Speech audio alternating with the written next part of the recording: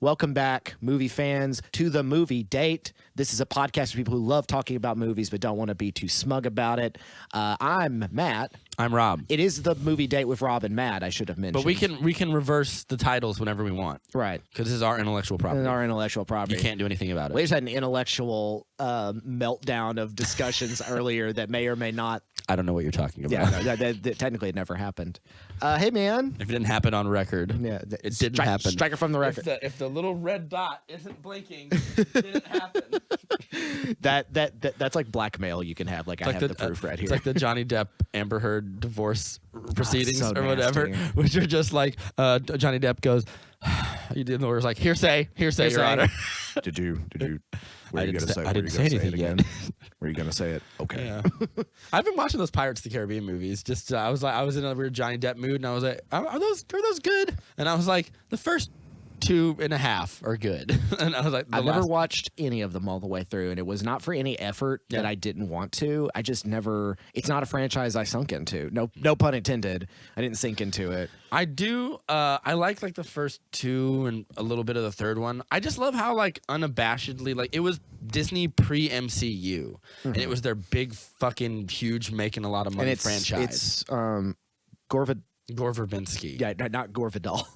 Gore Vidal's the author. Gore Verbinski, who I really like. Yeah, he did Rango, which is a great. And movie. all I could think of watching also Johnny these Depp movies. is in Rango. Yes, he is. He is Rango. He is the titular Rango. Bill Nighy's in Rango as Rattlesnake Jake or whatever. Coolest way too scary a villain in this movie. That's what I remember. When I was watching Dead Man's Chest, the big thing I was thinking of is for the time these movies came out, they were very much like the spiritual successors of something like The Mummy that was just good fun and adventure. Which in itself is a spiritual successor to Indiana Jones. Yes. And I was like... You could almost say a swashbuckling adventure that we really don't have anymore unless The Rock is in it. Yeah. Dwayne Johnson, I mean. And Black Adam's not going to be that. No. Apparently they showed more footage of Black Adam at CinemaCon. We haven't seen it yet, but someone described the last bits of the trailer. Someone launches a giant the mother of all bombs missile or whatever at The Rock or at Black Adam. He just catches it and it explodes and he's just in there in the fire. And I was like, pretty cool. Boss. Yeah, it's pretty cool. I want to see it. Apparently it's going to be, he says The Rock said a few things about it. He was like, it's a movie I'm really proud of. And he goes, they had 2 weeks of reshoots on it to do pickups, which is usually normal. I was worried they were going to do because they pushed it back 3 months. They were going to have a big reshoot. Gotten a few little that doesn't staggered seem out to be the case. But he was like, this is a movie, most movies, it's clear cut and it's black and white, but this movie kind of lives in the gray area. So I was like, I'm kind of excited for that because that's something I feel like superhero movies have lost is a little bit of moral ambiguity sometimes. Well, even in the MCU, Moon Knight might be a good example of this. A good example. I just watched. We'll do an episode on Moon Knight for sure because I have a lot to say. I've watched everything up to the new episode dropped yesterday. I've only watched the first 3 episodes. Okay, so I need to watch 4 and 5. I'm happy to say 4 and 5 have definitely been a nice little uptick for me. Good. That means it's being consistent. There's been a lot of people going around saying nobody's watching it, and I'm like, I can see that. I could see that, but I could. Under what metrics do you mean? How this last episode sticks the landing will be the difference between I like it or I love it, and it's really coming down to the violence. I need a big.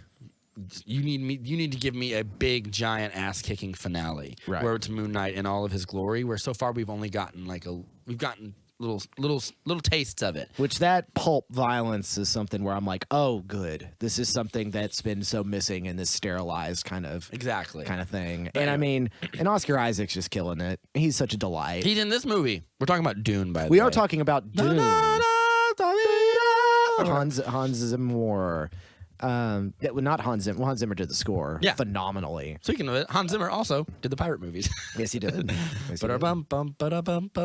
Anyway, he's just him and John Williams dropping the big. Well, and I guess also you got to give it up to Howard Shore. Yeah, those are some of the big 3. Lord of the Rings, iconic. Howard Shore said it was very it was because he said he kept as they kept doing these releases of Lord of the Rings, the extended editions and then the super ultimate 4K or whatever things, he kept having to make little pieces of extra music for it to fill in for these extra scenes they added. He said I officially did the last piece of music for it in 2008, and it was very bittersweet for me to let go of that franchise. I bet. And he was like, it's the best thing I'll ever do, and it's sad knowing you've made the best thing you'll ever do. What's the line when Alexander looked over his works, he wept for there were no more worlds to conquer. Yeah. He's not wrong though. He's not wrong. It is one of of the film scores of all time. The Shire theme alone is just like how do you do that? That's beautiful. Yeah. I don't think they're gonna bring him back for the Amazon series. No, I doubt it. That thing has a huge big chunk of people that are just like not having it, not gonna give it a chance. So I hope I'll give it a shot. I hope it's good. I'm not the biggest Tolkien person. It's just so much lore. I know people who are very much about. We've talked about this before. It's just. I mean, I love those movies. My cousin loves Tolkien and is looking at it, and he's like, I'm not interested in this. He says it has the Disney sheen over it. I didn't really see that. I didn't see that. It's got the Amazon Prime sheen over it. But I can definitely see, I can see where he's coming from, but only it's going to be a huge budget thing. Yeah, it's got like a $400 million budget. Yeah, but does it bigger have than most movies? Does it have a $30 million an episode like the new Stranger Things? Are you kidding me? Have you heard about this? No. Every episode. I'm kind of over Stranger Things. Yeah, I think a lot of people are, but Netflix doesn't understand that. Yeah. So they I think apparently the first season they caught lightning in a bottle, and everything after that is like it's fine. Well, I mean, not only did they catch lightning in a bottle, like think about the cultural impact of Stranger Things. Like it came out right at a time, and then all of a sudden we now have all these movies about plucky young heroes being a part of new adventures, Ghostbusters Aftermath, or Afterworld, Afterlife, yeah. Ghostbusters Aftermath. It's different. The It movies. The It movies are full of Stranger Things. That's why I call these kids now a bunch of Stranger Things. It also repopularized D&D in a way a little bit. I think that had a critical role. I will give it that. The Eldritch Horror and the Demogorgon. In D&D, a Demogorgon. I take umbrage to a Demogorgon is not a thing. It is a person in D&D. He's one of the demon princes of the underworld. I know because you fight him in Baldur's Gate 2, the expansion pack. If you go all the way through to the bottom of Watcher's Keep, where there's a mysterious thing that might be breaking loose, you can either seal it and just walk away, or you can if you want to tempt fate, you can release it and see what it is. It's Demogorgon. It's Demogorgon. That's great. Oh God, it feels so good to be back in the prime material. After 10,000 years, it's such a crick in the neck. I'm gonna kill all of you, and then I'm gonna destroy the world. But yeah, every episode apparently of this new season is $30 million each. God, I remember when Daredevil was a big deal because it had $2 million of budget or something. But it's why? I don't know. I guess I'll have to check it out then. My point is, putting so much money Pirates of into the Caribbean movies are I think they're unfairly maligned. Some of them. I think the latter ones are unfairly maligned. I think a lot of people still really love. The latter ones are the worst, like the last two that came out or whatever. I think people really still love Black Pearl. That one's awesome. But I was watching, and I think that Bill Nighy and his crew of miscreants is some of the funnest shit from my teen years. He's playing. He plays Davy Jones. Davy Jones, yeah, Squid Face, big tentacle man or whatever. He's got squid. And I remember the big close-ups on his face and the textures. Man, these looked really good. It's weird. These what's just unique, 2006 or whatever. I just remember the scene where when you first meet him, and there's those bunch of sailors being judged on this little wrecked ship, and he's just like, "Do you fear death?" or whatever. And I was like, "This is pretty cool. Do you fear that dark abyss?" or whatever. And I was like, "This is a lot of fun." I might need to go and watch it because the one line I always remember is Jeffrey Rush. He's playing Barbossa. Yeah. And he comes out of the thing. He's like, "You better start believing in ghost stories.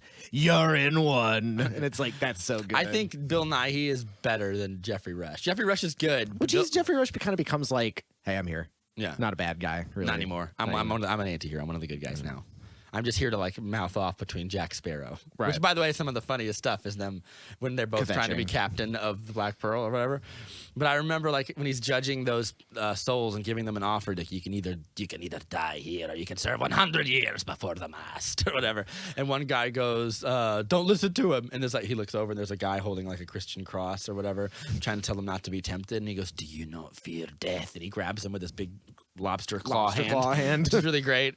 I love all those, even all the background members of his crew and how they're all these unique pieces of sea life. One guy's like a like a weird coral man. One guy's like a blowfish or whatever.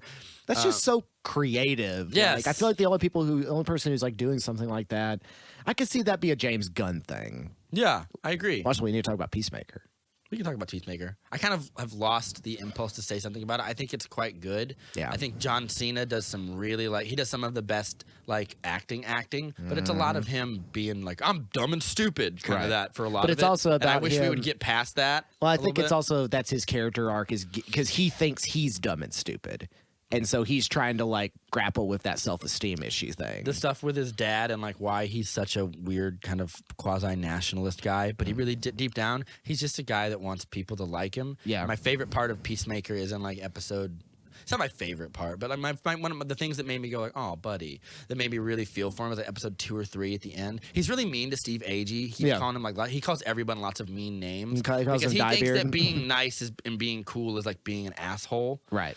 And then we get little flashbacks to Suicide Squad at times in it, and he lies down in the floor of his trailer, and he just starts going, "Oh God, you're such a fucking asshole. Flag was right. You're such a fucking dick, and you didn't have to kill him, and you're so mean to Economist is Steve Agee's character, and he's like, he'd be your fucking friend if you just left him alone." And I was like, this is the stuff that I kind of wanted from the character, to examine why he's such a dick. It does have it also reveals the character is bisexual, where his dad makes his dad is a crazy white nationalist. Yeah, his dad's Robert Patrick, the great Robert Patrick, and he is a super villain. Yeah, he has a weird white dragon. He's the suit. White Dragon, which is and I appreciated that James Gunn was respectful enough of the universe he's in to put the Justice League in it. Mm-hmm. There's a Justice League cameo in the last episode. It's not the full Justice League, meaning Ben Affleck's not there. Right. Superman is there, but we never see his face. Right. There's a few people that are blurred, and there's a couple people who are definitely there. But Jason Momoa and Ezra Miller are there. And he goes, "You're late, you fucking asshole." And he goes, "Go." First of all, and he goes go have sex with another fish or whatever. And then Aquaman looks over at the Flash. He goes, "I'm so fucking sick of that rumor." And then he goes, "It's not a rumor." And he goes, "Fuck you, Barry." Fuck you, Barry. And then it cuts. Yeah. I appreciated that. I wish that what should have, because have you seen all of Peacemaker yet? I've seen all of it. Yeah. Yep. I wish what would have happened. I shouldn't talk about this. We should just do an episode. But what would have happened at the end is spoilers for Peacemaker. It's a good show. Just watch it. Small spoilers for Peacemaker. It's not the series. Is that as that place is collapsing, because they use that cool helmet he has to collapse stuff. Right. Is that I wish what would have happened is instead of doing that for your Justice League cameo, because they put a lot of money into this show, and it looks like it or whatever. Well, it's so unique because it's an HBO Max show, but it's not something that aired on HBO. Yes. It's not it wouldn't have run on the evening, Sunday as that prime time. barn is collapsing. What would have been great is because he has to haul ass out of there and stuff, is that instead of that, what would have happened is as he's trying to get out, he's about to get crushed and everything stops and the Flash comes in and yanks him out. Yeah, that would have been way cooler. That would have been. And then when he comes to and looks up, the Justice League is around him, way better use instead of making them be oh, they arrived late because they're stupid. How about you let them be the giant gods of the Justice League? But I think what they're getting at is this is the D-list. And they're in a D-list situation, and finally things got. It's not a D-list situation. It's a right, end of the but it world was situation. A D-list situation. Then it got so bad. It's all right, the league's coming down, and they arrive, and there's I see everything's all worked out. It's being a little snarky, but I don't think it's mean spirited to it. I mean, that's why I think Ezra Miller and Jason Momoa are there. Yeah, I think James Gunn included it. Be well, we are, and I have to. Yeah, the Justice League would show up at some point. I think it makes sense. I just wish that we would get a little bit less of a lot of the jokes and stuff, and it's a gritty, bloody kind of show. You can get a little heavier, you can get a little darker, and I think it would be fine. No, I think it did, but it was a dark comedy, and it is a dark comedy, and it holds to me that Cena is surprisingly one of the best wrestler turned actors in terms of being an actor that is allowing himself to be vulnerable. Yep, it's good stuff. Dwayne Johnson could never do that role because it's too debasing and it's too self-aware, and he's no, I'm too cool, and he is. Dwayne "The Rock" Johnson is very a cool man. Is very cool and very deeply charismatic. But there's not many other wrestlers turned actors that can really do that, and Cena is really pulling it off. So I like him. I like. I will watch a season 2. I even absolutely. liked the little thing at the end that made me like really like it as well as like this entire show he's trying to get with whoever James Gunn's wife is, the wife that's like 25 years younger than him, the one who plays the blonde-haired woman. Is that really? Yeah, that's his wife. Okay. And She kind of reminded me of Britta from Community. I thought. Yeah, it was the I thought same so too, actress, but I was like, I don't wasn't. think it is. It's not Jillian Jones or whatever. I can't recall. And as she wakes up, the nurse said like, "Oh, he hasn't left the room the entire time or whatever." And she looks over and she just grabs his hand. It's very sweet. Because the entire show they've been at odds or whatever with each other. Because he's trying to.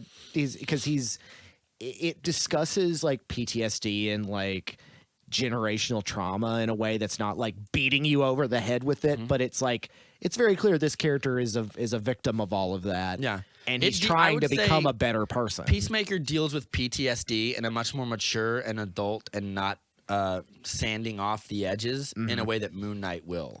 Right. So when you watch the next few episodes of Moon Knight, they're going to get into a little bit of that as well.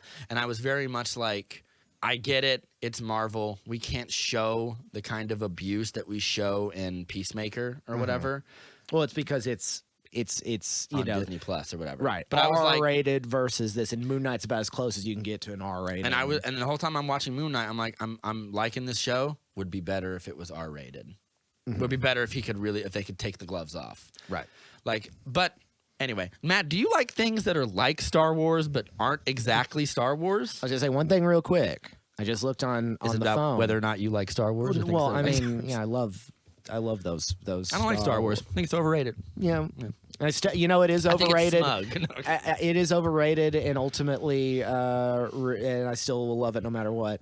They announced the title for the new Mission Impossible movie today, just about a minute ago. What is it? It's called Mission Impossible: Dead Reckoning Part 1.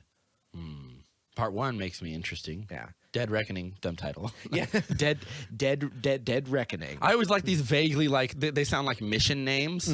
Like Mission Impossible. What's Mission Impossible 4 is Mission Impossible Rogue Nation. Mission Impossible Ghost Protocol. And then Rogue Nation. And then Fallout. Fallout. And this is Dead Reckoning.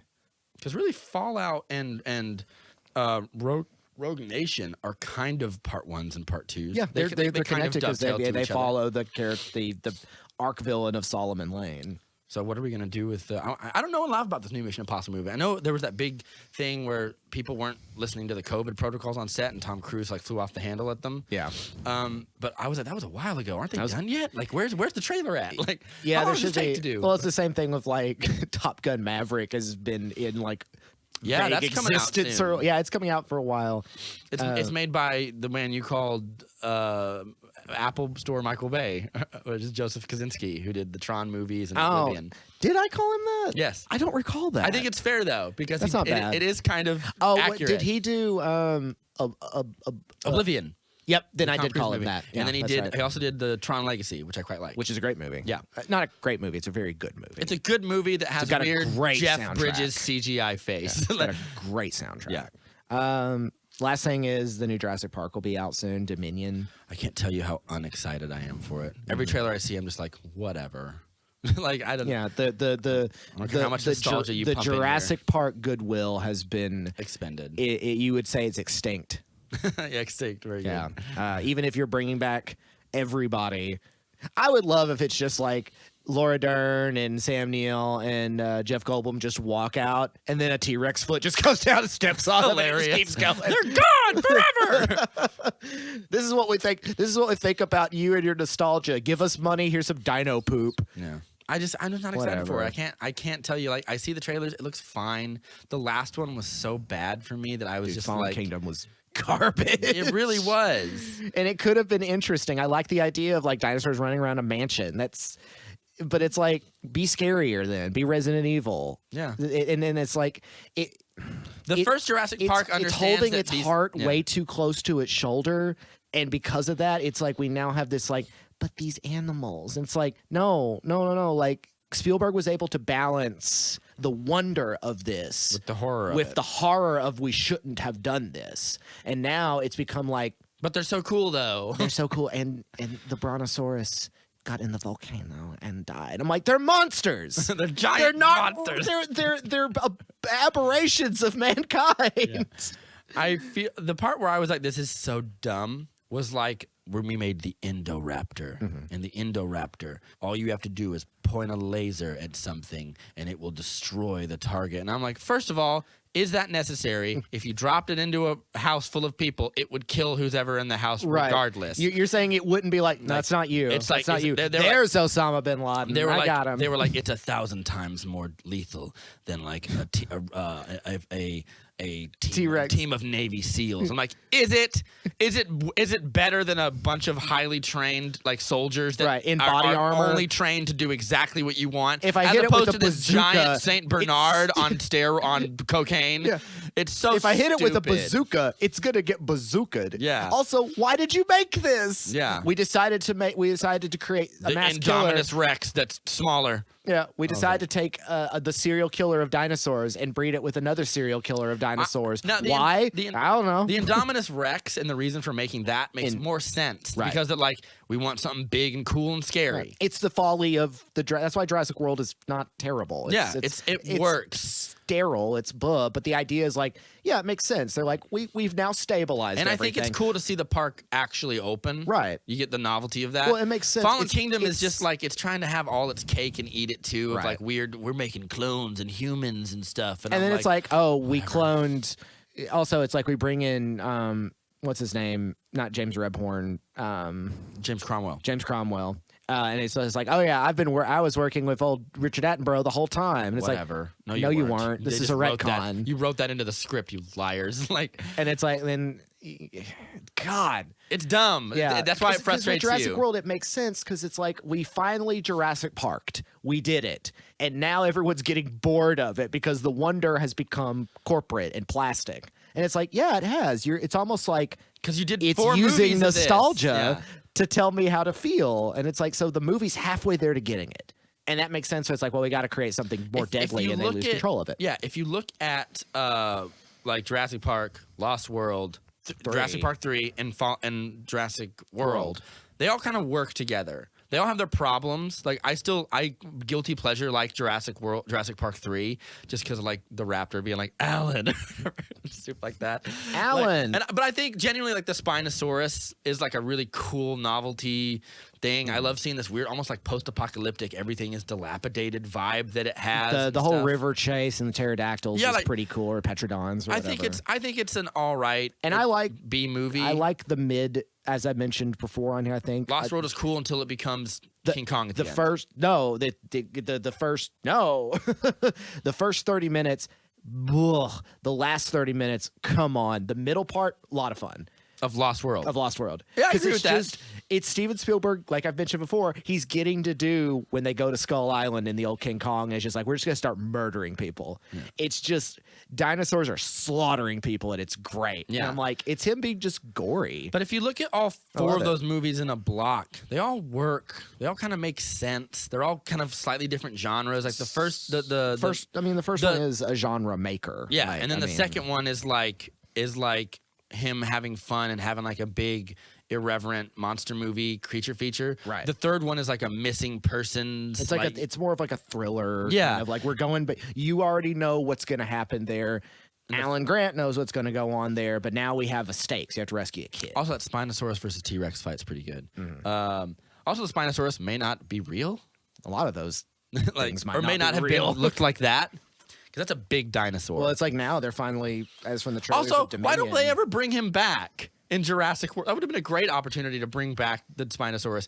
I don't care about these movies anymore. Is my point. Jurassic Park is one of the greatest films ever made, and then everything else is varying degrees of fine. Occasionally entertaining downgrades. Yes. Even Spielberg doing Lost World, you can tell his heart wasn't in it. He's just like, I just want to do something. Can we just like have monsters eating people? Can I just watch that for like 45 Can you have minutes? a T-Rex step on a guy? But then sometimes Steven Spielberg isn't always the best judge of his own work because I love Hook and he doesn't. Right. So, and a lot of people don't like Hook for some reason. Because they're mean people who have no love in their hearts. Yeah. Anyway. Hook's fine. Yeah. So you were talking about Do you like things that are Star Wars but are not Star Wars? Yes, I do. Yes. Well, Zack Snyder's Rebel Moon has started shooting, and I will actually, you know what? I will see if I can pull up the images so you can see them. It's the Snyder update. Wait,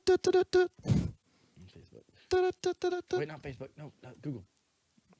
Anything but Facebook. I'm trying to think of anything else. We'll talk about it later. Yeah, Zack Snyder's Rebel Moon has started shooting. Since you're talking about Snyder, I'll talk about Gundam real quick. Sure, yeah. Well, here's the cast that's been announced for it. I see Garrett. Charlie Hunnam. Rupert Friend. Jaimun Hunsu. Yep. Jenna Malone. Sophia Botella. Alfonso Herrera. Carrie Elwes. Michael Huseman. Carrie Elwes, who just got... Ray Fisher. Hey, Corey Stoll. And Corey Stoll. And I don't know who these other people are. Bae Duna. Pretty stacked cast when you really go through, it's a good, solid cast right there. Yeah, I would say that. Good old Carrie Elwes just got bit by a rattlesnake. Did he really? Did you hear about that? No. He's fine, but he got bit by a rattlesnake. Had to get taken to ER.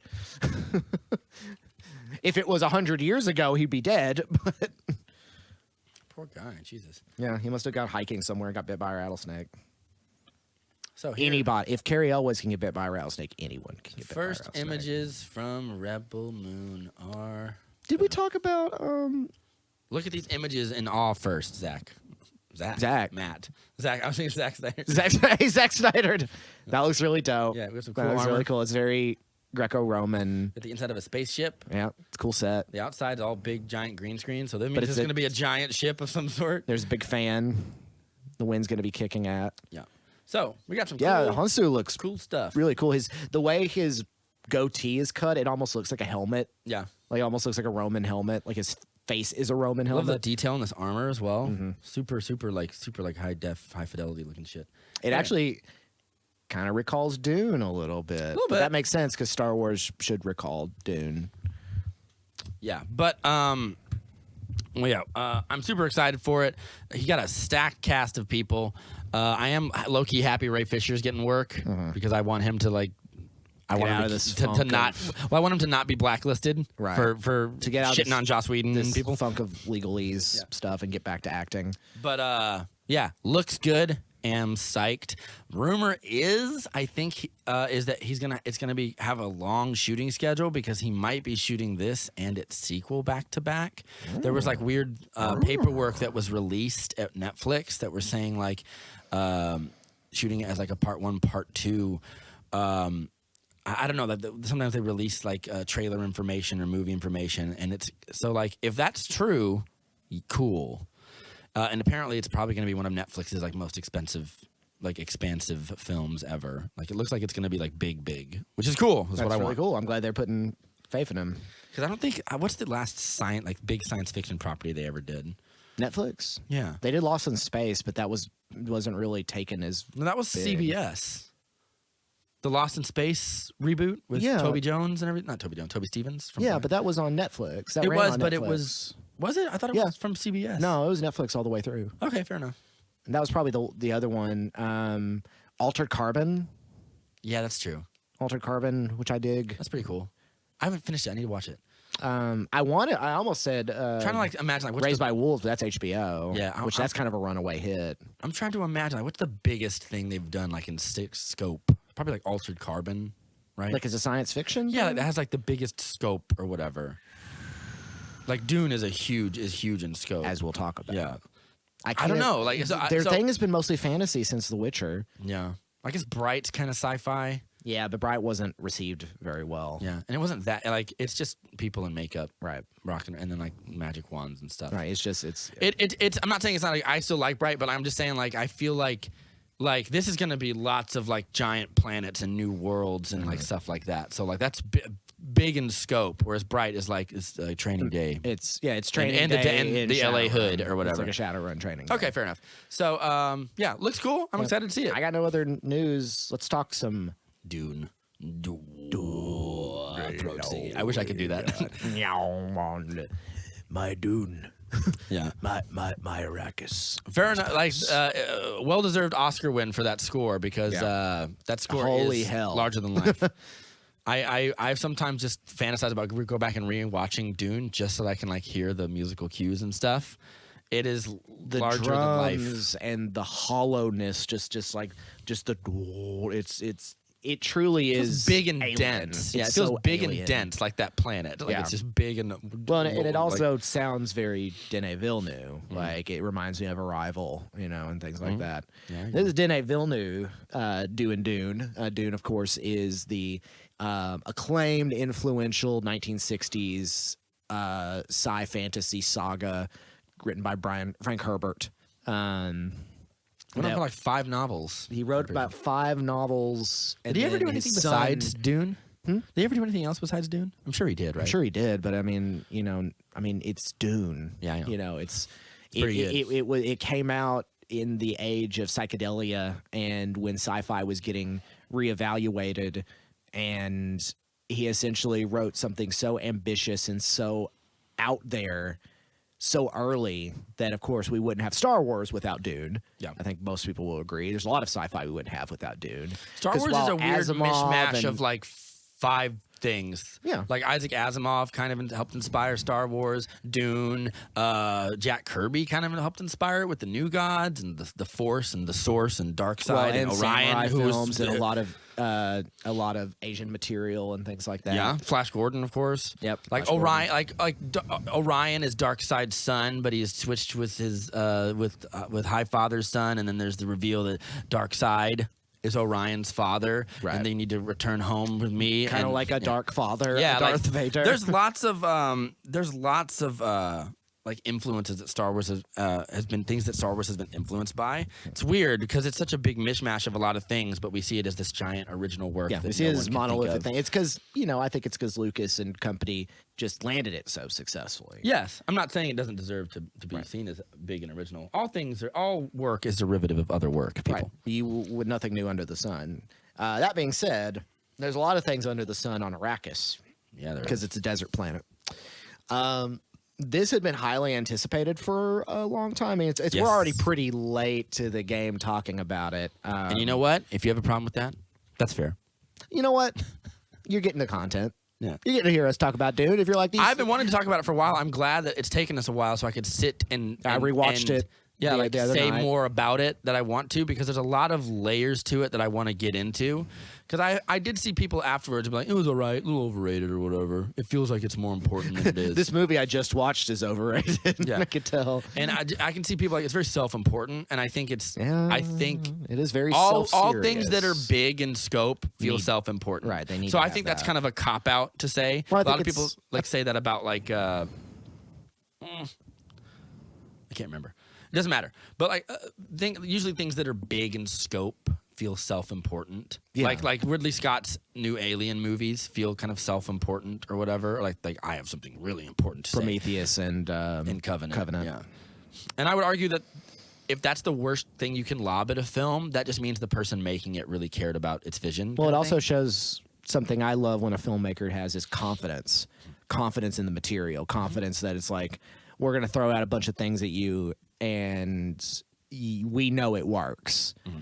Because, Timothée Chalamet is throwing out a lot of different dialogue about, like, these are still suits, these are sand suits, this is a thumper.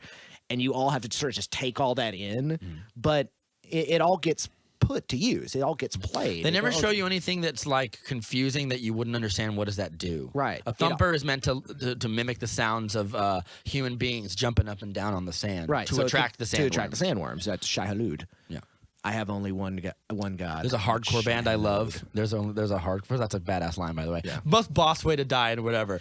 He's like, make peace with your God. And he's like, I only serve one God. And she goes, dude, his name is Shai-Hulud. And I was like, teeth come up. And then I was like, eat shit, starter cars. Yeah. Just die. The starter card, nuts in this. Yeah, they're cool. They're kind of a sad story in the books. Like eventually, when Atreides become, I don't know, spoiler alert for what happens in the books and may or may not happen in these movies. And has been a fair discourse. Obviously, a lot of people are kind of like, the starter car. People are buying the book lately, and I'm like, I want y'all to know, like, the movie's just the first half of this. Like, maybe even less. Maybe even less. Like, there's a lot more plot. Third and a bit. Yeah, there's a lot more plot to come, and then you have the jihad. Like, you have the everything that comes after those books, right, which are also quite good. Paul Atreides is, and we'll talk about this more about who Paul Atreides is and who Muad'Dib is and all that. But it's going to be hard not to talk about this without talking about that.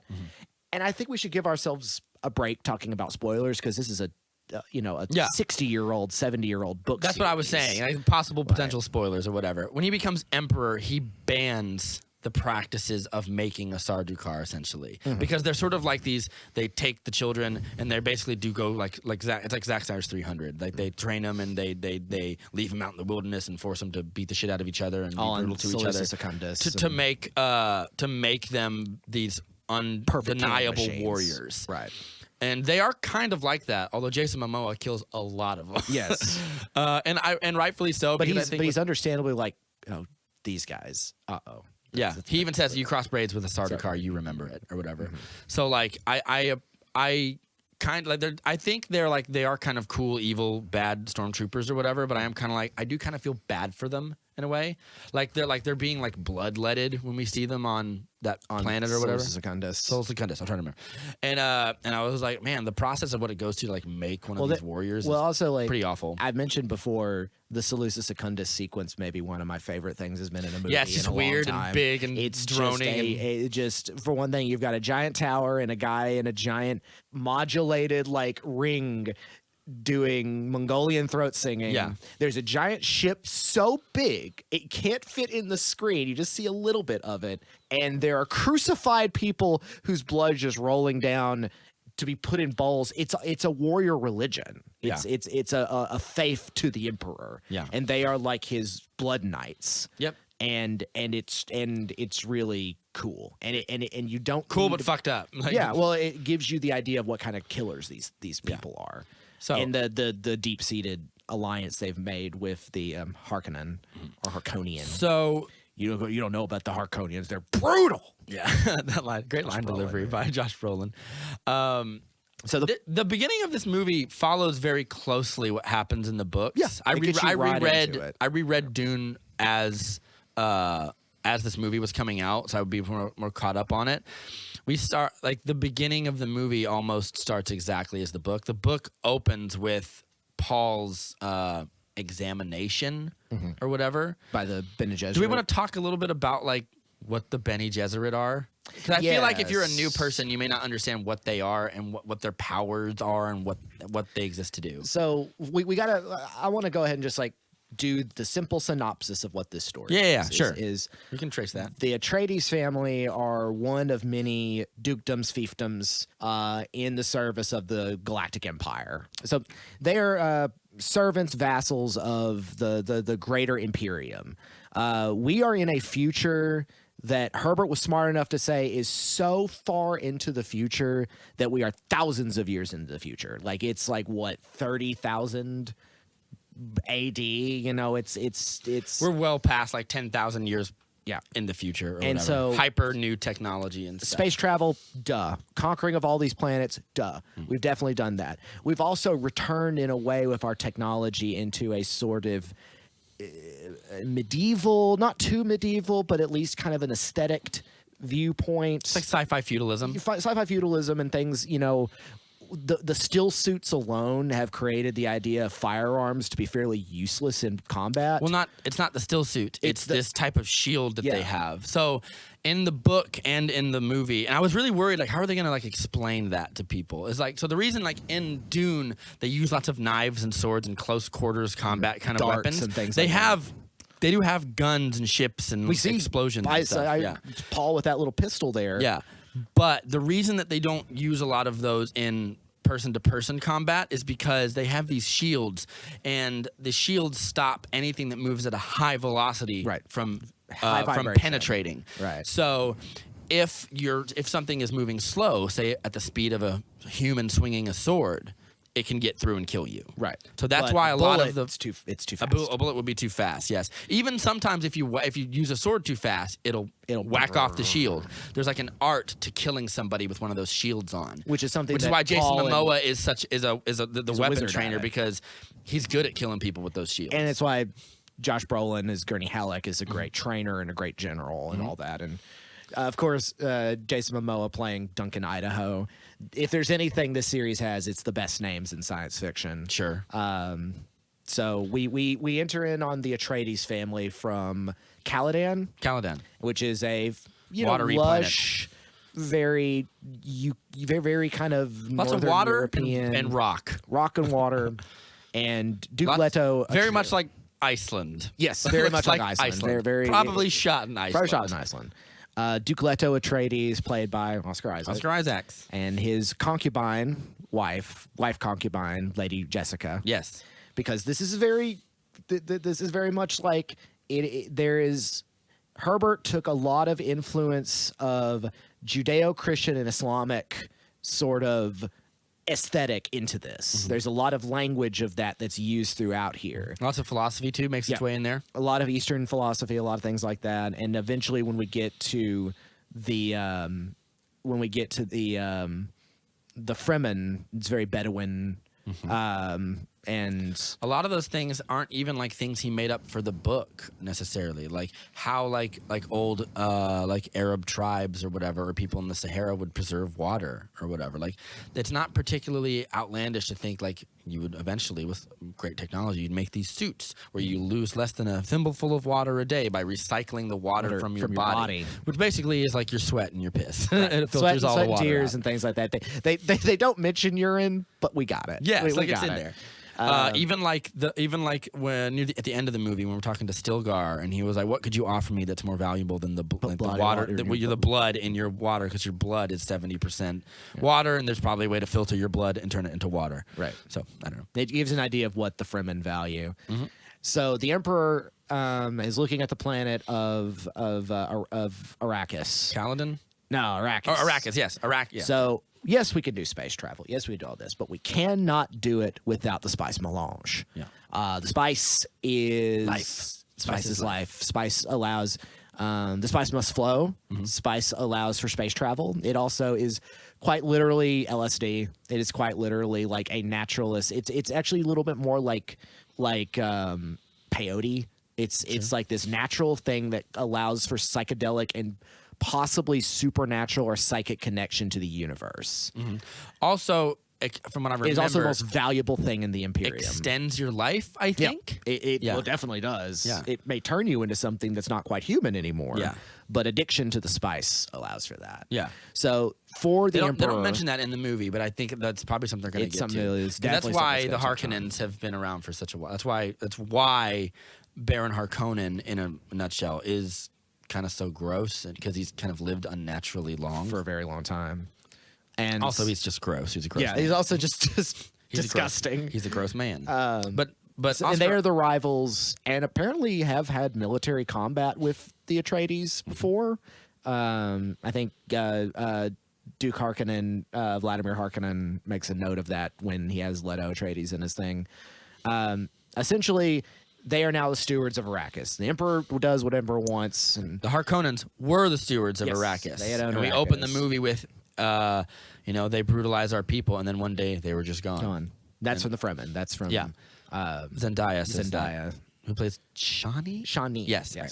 So Zendaya has to be in every movie, and it's not a bad thing. She's fine. I mean, she's in here for like 5 minutes. Someone said that Zendaya shows up in these big movies like Spider-Man and Dune to be the girlfriends of unimpressive twinks. I guess. Timothy Chalamet and her boyfriend Tom Holland.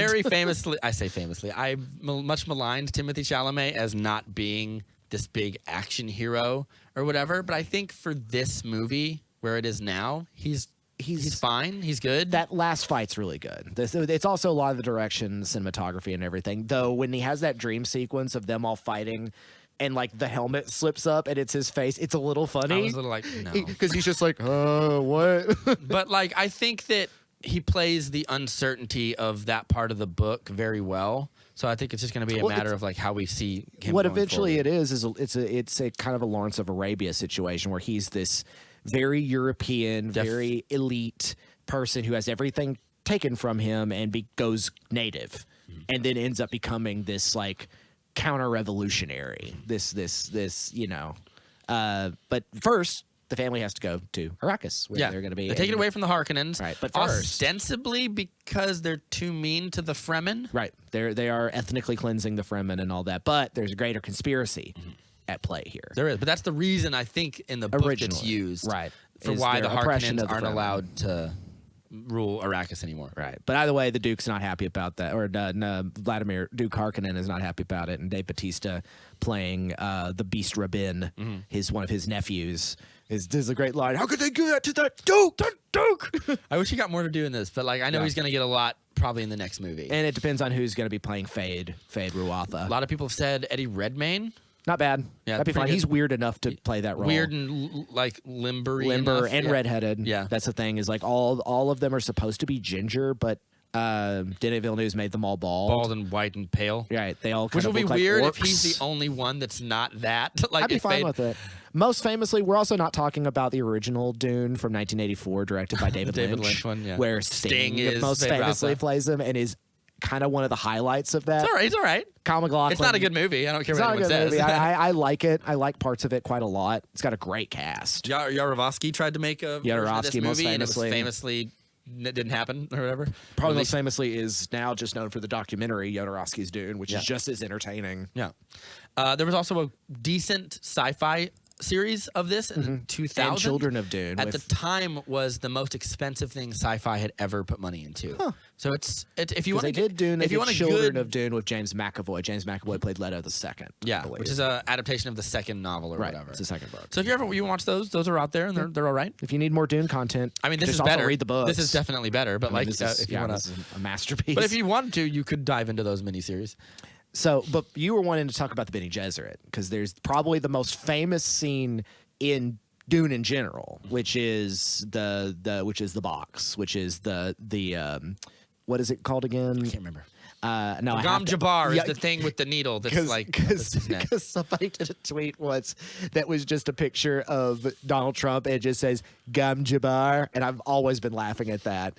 The Bene Gesserit. Very unfair women, nasty women. Nasty.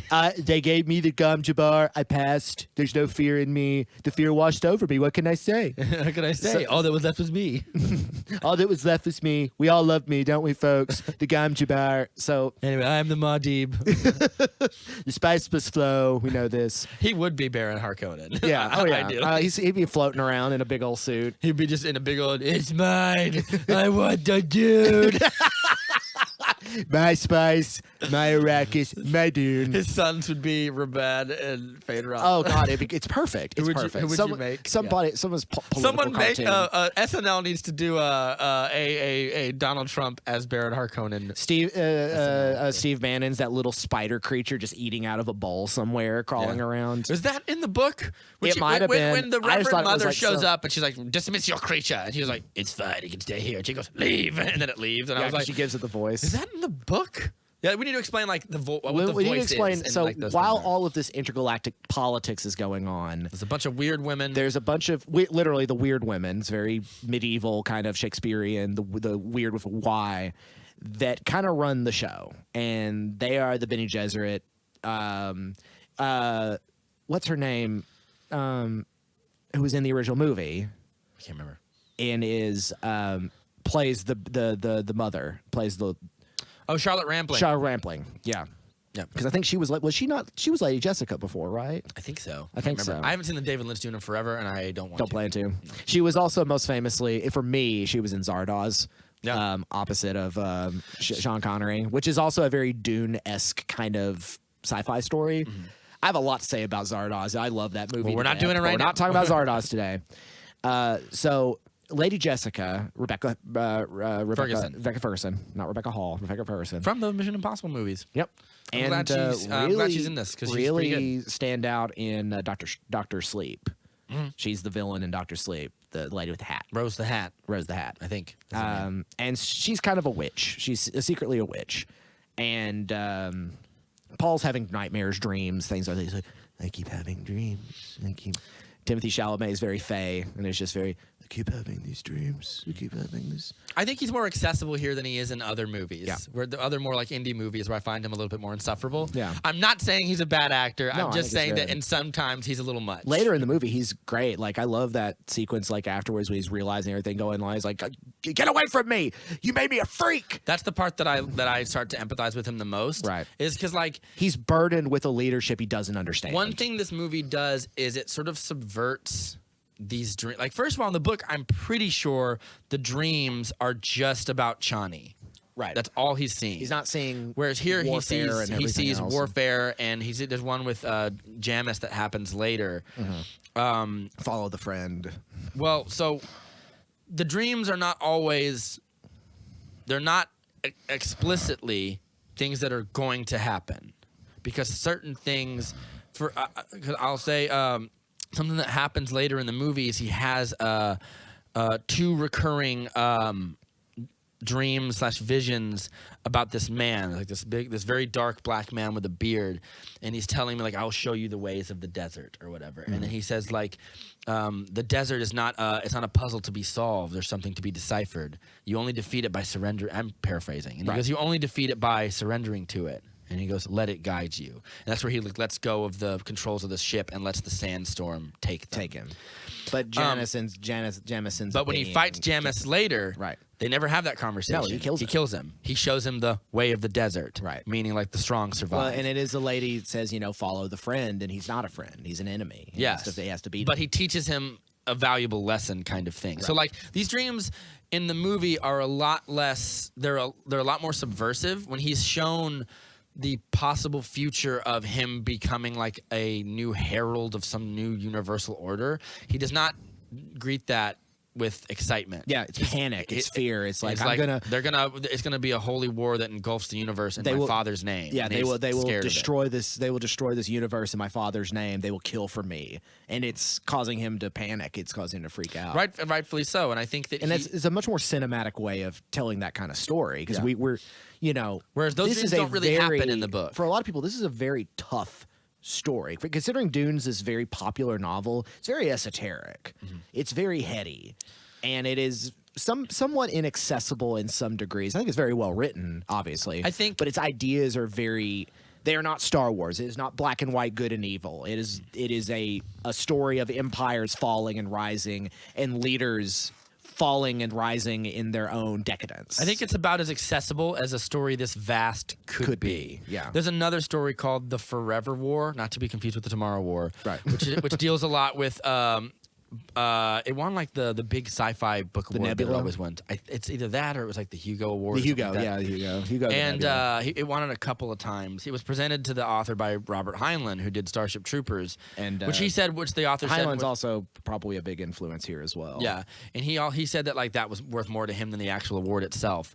And it's about, like, time travel and wars that span time, essentially, and people keep going into the future to get better technology, to get away from the technology of their day, and then they keep coming back, which changes the future and makes these time travel becomes this very dangerous, ununderstandable, difficult to access, and very esoteric thing, and very esoteric things, while having these very advanced warfare that happens across the universe. And I'm like, it's a very inaccessible thing to understand, but he does about the best job he can. That's kind of how I see Dune. Right. Like, and Dune's a little bit like, there's not a lot of high concept things that happen as far as, like, technology that's hard to understand. Again, it's all been stripped down to very, very hands-on, blades, which I think is weapons. actually to the books and the movies. The chopter is like a mosquito or a dragonfly. Yeah, I love those ships. Those ships are so cool. And pretty much everything has been kind of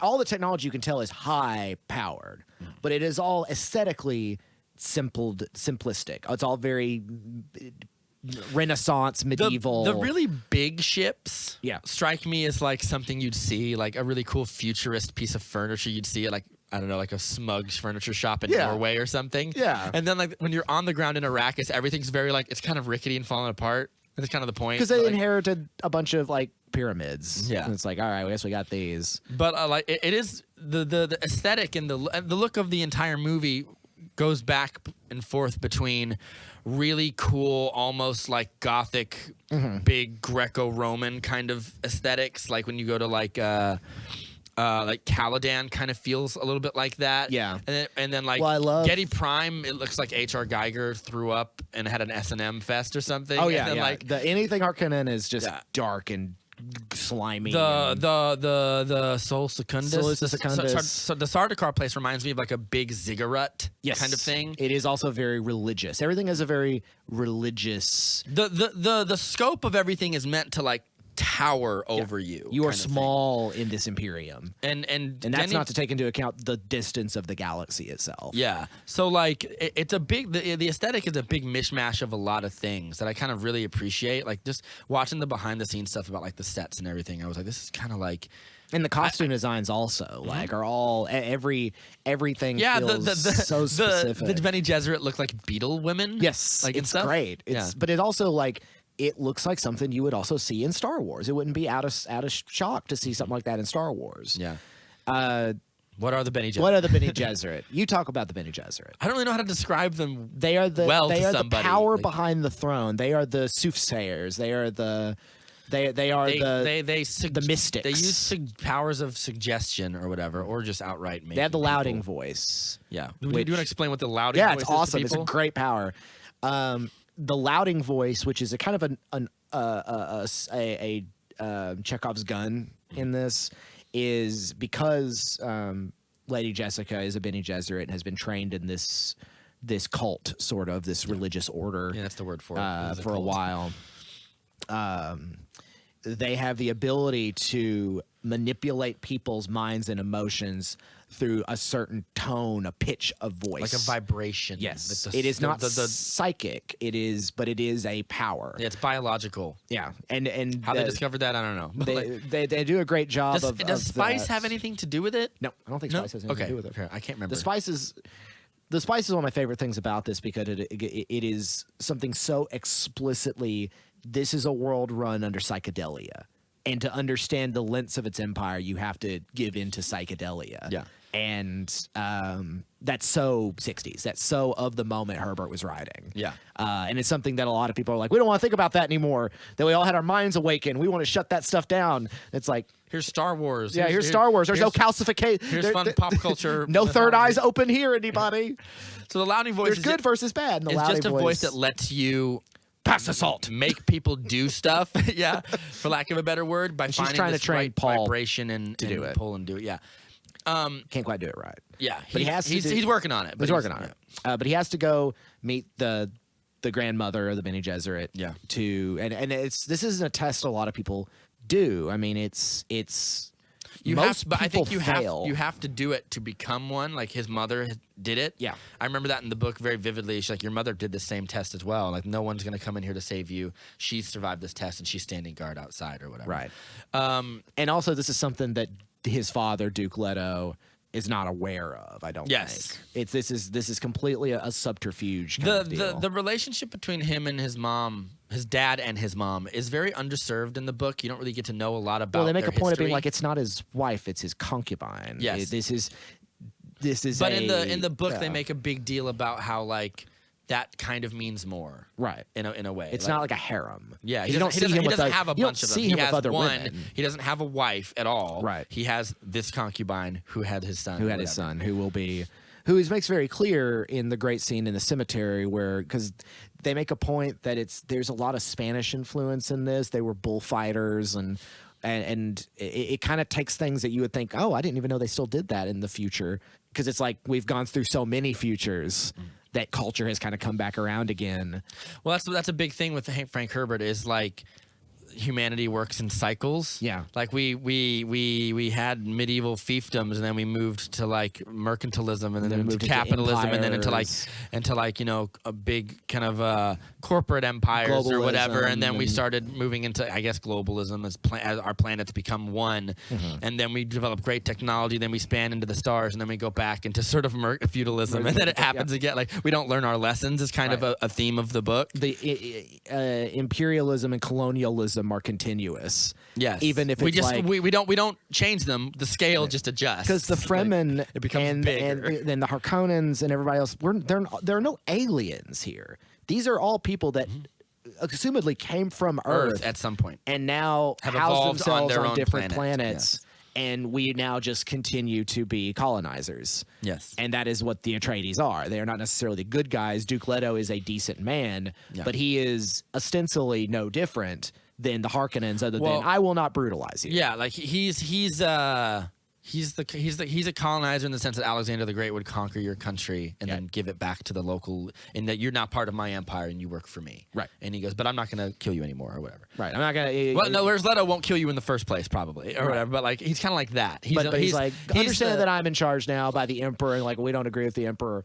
Well, that's not how the things work. He's a more benevolent dictator, let's say that, to say the least. He's certainly preferable to the Harkonnens, but he's not anyone's ideologue. And they make a good point, because I love Oscar Isaac in this, is that he has this plan, this idea. I love he's just like, we're gonna cultivate desert power.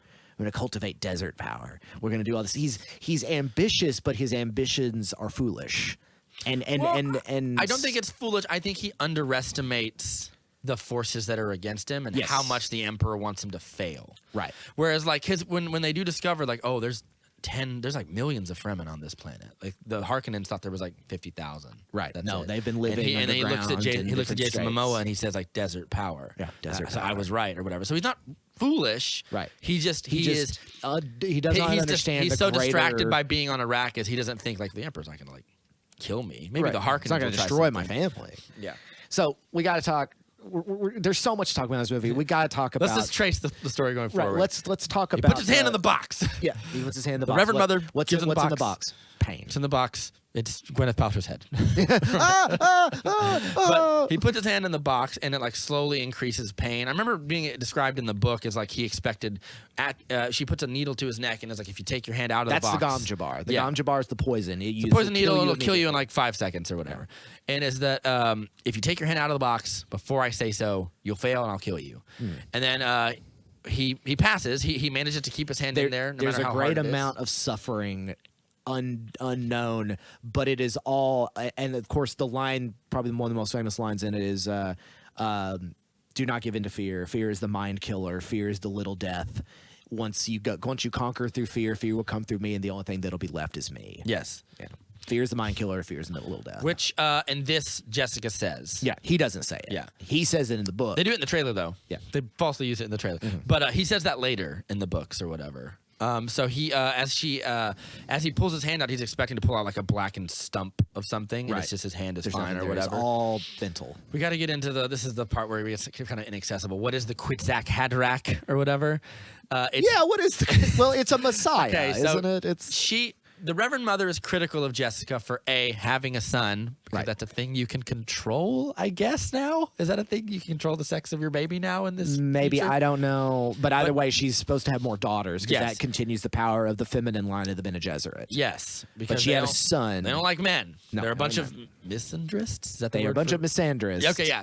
So, but she chose to train Paul in the ways of the Bene Gesserit anyway, sort of making a self-fulfilling prophecy that Paul could be the Kwitzat Haderach. The Kwitzat Haderach is it is a combination. Yes. It is a combination of the Harkonnen and the Atreides line, making a perfect union of the bloodlines because the Atreides and the Harkonnens are related. They're sort of like distant cousins.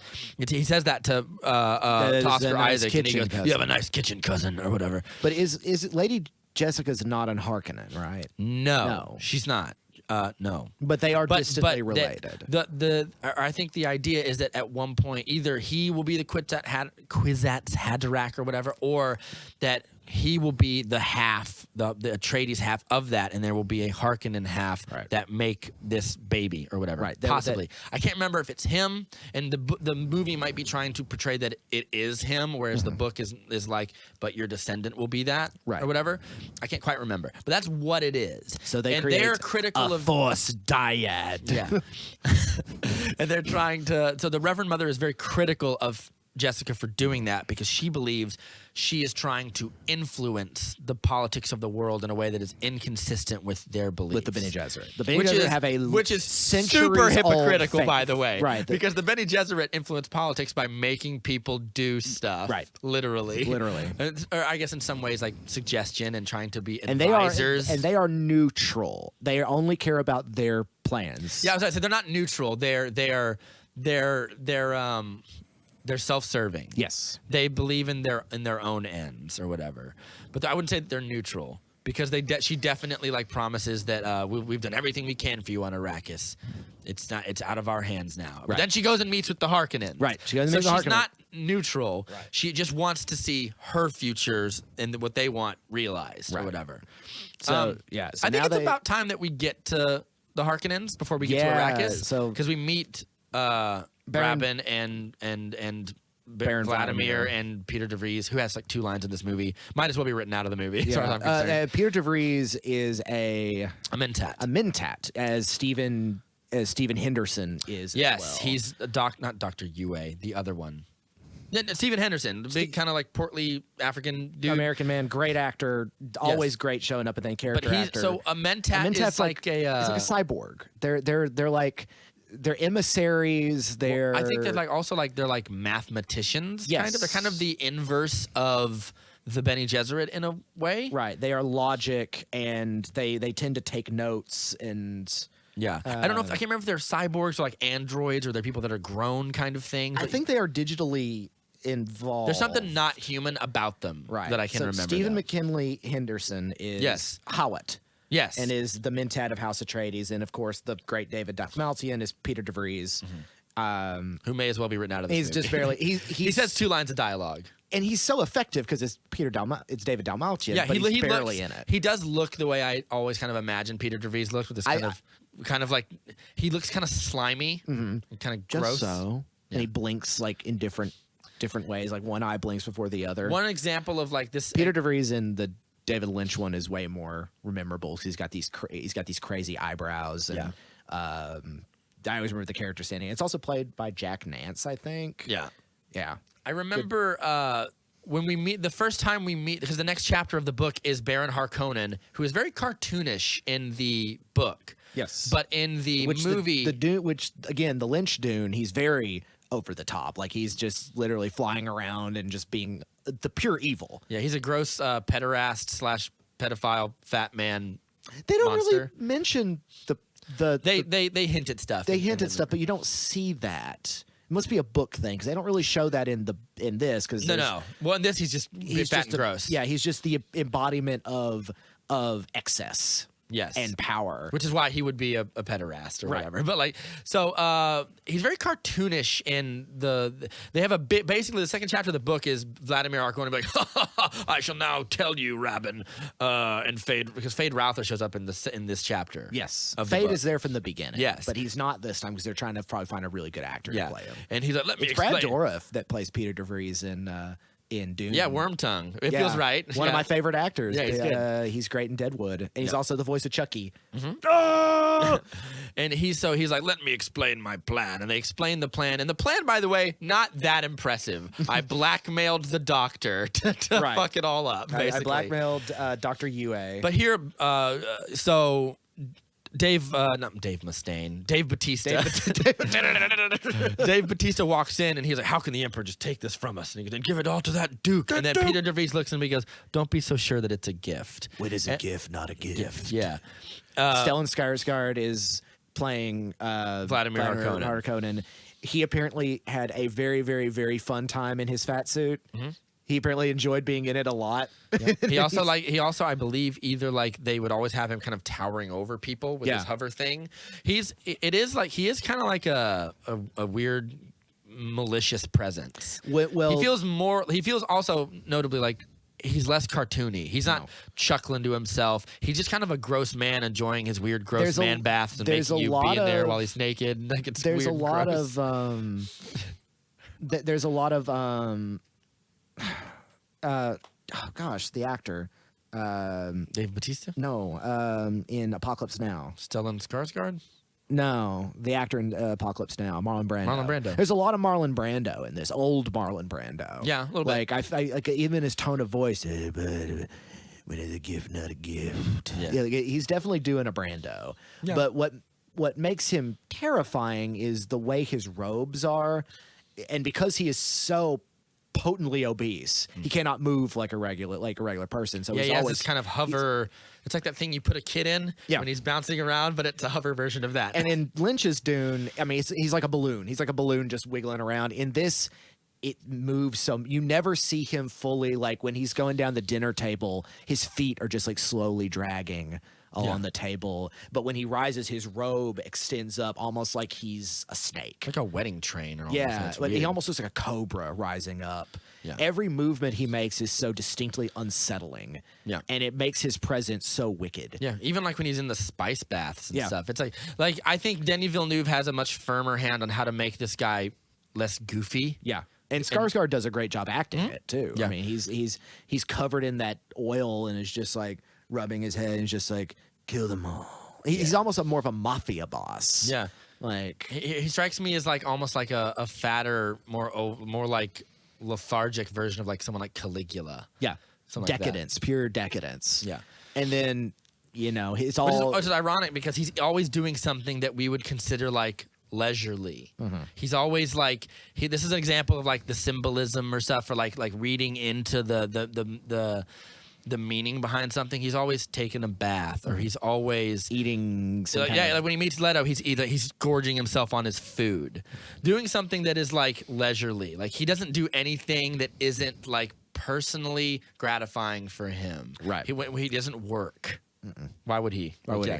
So he's got a whole planet of sycophants. And Rabin is like the inverse of him. Rabin only works. Rabin is sort of like a great fool in the books. He's meant to be like a big, stupid animal that you just set loose on people. The beast. And then but he is meant to be a foil, so that when Fade Routha comes, he'll be like, look how much nicer I am than this brute. Right. Like kind of thing. Anyway, so but this time, because of Batista, he's much more of like the general. He's like the man on the ground. But he likes to get his hands dirty because when he likes to lead the death squads himself. Right. Yes, he likes to execute people personally. He is a beast in the sense of like a war criminal. Yeah, but I do see the kind of pathetic, whiny babiness of him in Dave Bautista's performance. He's still like, Uncle, can you believe they did this to us? Yeah, and he's like, I don't like you. Right. I just think that you're a tool. I like Fade Routha because he's kind of how I wish I looked, or whatever. It's kind Fade of Routha is beautiful and elven, svelte, kind of like which we'll see. I heard also some people saying Jared Leto. Hope to God that's not the case. I actually think Jared Leto could pull that off, but you need to make him look different. He clearly did well with those little bits he was in Blade Runner 2049. Yeah. I just think that you need to make him look a little different. Right. But you need to do something that makes him look more than human. Right. Because the not for nothing, the Atreides are like these kind of white savior stand-in. They're all a bunch of brunette European. They're all fairly handsome and attractive people or whatever. Fade Routha needs to look so handsome that he's But he also needs evil, to look that he's menacing. Look Villeneuve. He also needs to look somewhat strange. And I think that like you could do like a weird androgynous thing with Jared Leto where it does work. I think he could do it. I don't want to be too much of a Jared Leto whipping boy anymore because I feel like he's getting whipped for Morbius and everything. But I think that's I want someone else. I actually think that's a good choice would be someone like Eddie Redmayne. Or I think I've heard Will Poulter brought up before. No, he's too weird looking. Yeah, you need someone who looks like you got to have like the cheekbones. Yeah, you gotta look like Sting, man. Yeah, you gotta look like Sting.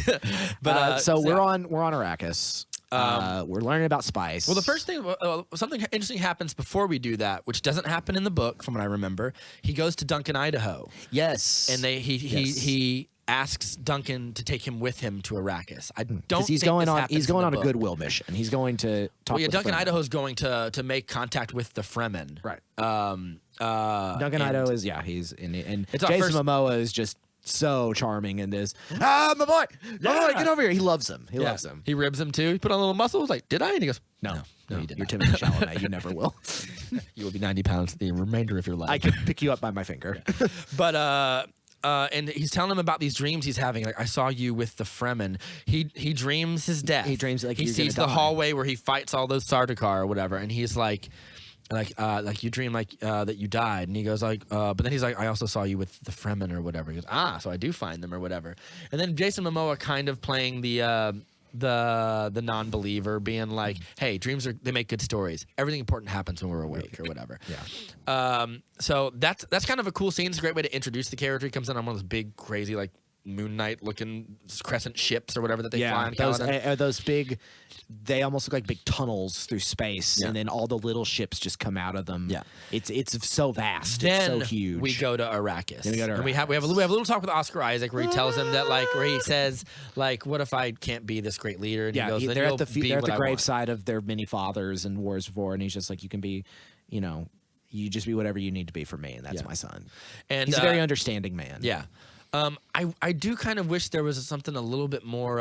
Oscar Isaac does perfectly good with what he's given. I feel like over the course of this movie, he's a little bland. It's just like, and I know that there's not much to do with that character because he's meant to be noble, but slightly unaware enough to be stupid enough to allow his family to be destroyed. Right. And I think he plays that's why I called him his ambitions foolish. Yeah. Because I think he sees himself as this grand diplomat, this goodwill. I agree. And he is ultimately ignorant to the conspiratorial and cruel forces that are using him as a pawn. He's one of these law and order kind of people. It's like, no, the emperor is a good man who means well, and we are good people. And it's like, no, you're just an extension of oppression. I'm trying to remember back to if he says that to somebody like the emperor. The emperor is a jealous man, or no, that's what the Harkonnen say. Right. The emperor is a jealous man. I'm trying to remember if he does say anything about the emperor being like he does say like we've been set up to fail. So I don't know if he's ignorant of there being like a plot against him. I don't think he thinks it's possible that they'll like invade you in the night, right? Because eventually they start finding because they do find an assassin, who's hiding, and a guy hiding in the tomb and stuff. Like, it's really cool. he's just kind of. It's also that great where the projector's going off in Paul's room, and the thing is just kind of. Oh yeah, the little silver-looking tree or something. Yeah, and it's just kind of coming around. He also meets with one of the Fremen gardeners who are keeping trees. No, Paul does that. Yeah, Paul. That's what I'm talking about. Paul goes and is talking to him about how much water it takes to feed these pines or these pine trees. They are pine trees, or they're coconut trees. Coconut trees, something like that. Not pine trees. They're tropical trees. Yes, the ones that you're all thinking of. Yes. And he talks about like how much water it takes to feed these things, and like water is so precious in the desert because water is life or whatever. Mm-hmm. I think that Oscar Isaac he's well-meaning, but he's kind of feckless. I mean, I think he plays that very well too. Yeah, but also I kept wishing he gets the assignment. I kept wishing for like a bigger, more memorable performance, but he's fine. Yeah. Is what I sort of I think it's memorable enough in that it's almost a cameo. Like you could have got some other actor do it, and they were like, "No, we'll get Oscar Isaac to do it." I remember showing his range. He can play dad and still also be a young actor. Even when he's being a loving dad, I still feel him like a little stiff and kind of There's. I was just I was hoping that as the situation got more dire and he realizes how much they've been set up, I was hoping like he'd be a little bit more panicked and a little more like full of dread for his son, and like seeing a little more of that. But he's the only one I have like a critique of, to be perfectly honest. I see that. I think he gets the assignment. It's sort of it reminds me of like Orlando Bloom in Kingdom of Heaven. He's kind of what can this perfect paragon be? But you can't be interesting, but you can just be what the script says. Right. Well, and in that case, he's the audience surrogate. Yeah. Like we're going along the ride to Jerusalem with him. Yeah. So we get to Chan Shin plays Dr. Yue. Dr. Yue, who is their doctor and is secretly part of this cabal. Low key, our blackmailed informant or whatever who's going to be betraying them. I love her at the end is like Vladimir cuts his head off and then kills him, and I was like, because of course he did. Do you think this man was gonna help you? Yeah, he's just like, I freed her from her misery. Now you're gonna get to meet her, and just cuts his head off. Like, brutal. And I was just brutal.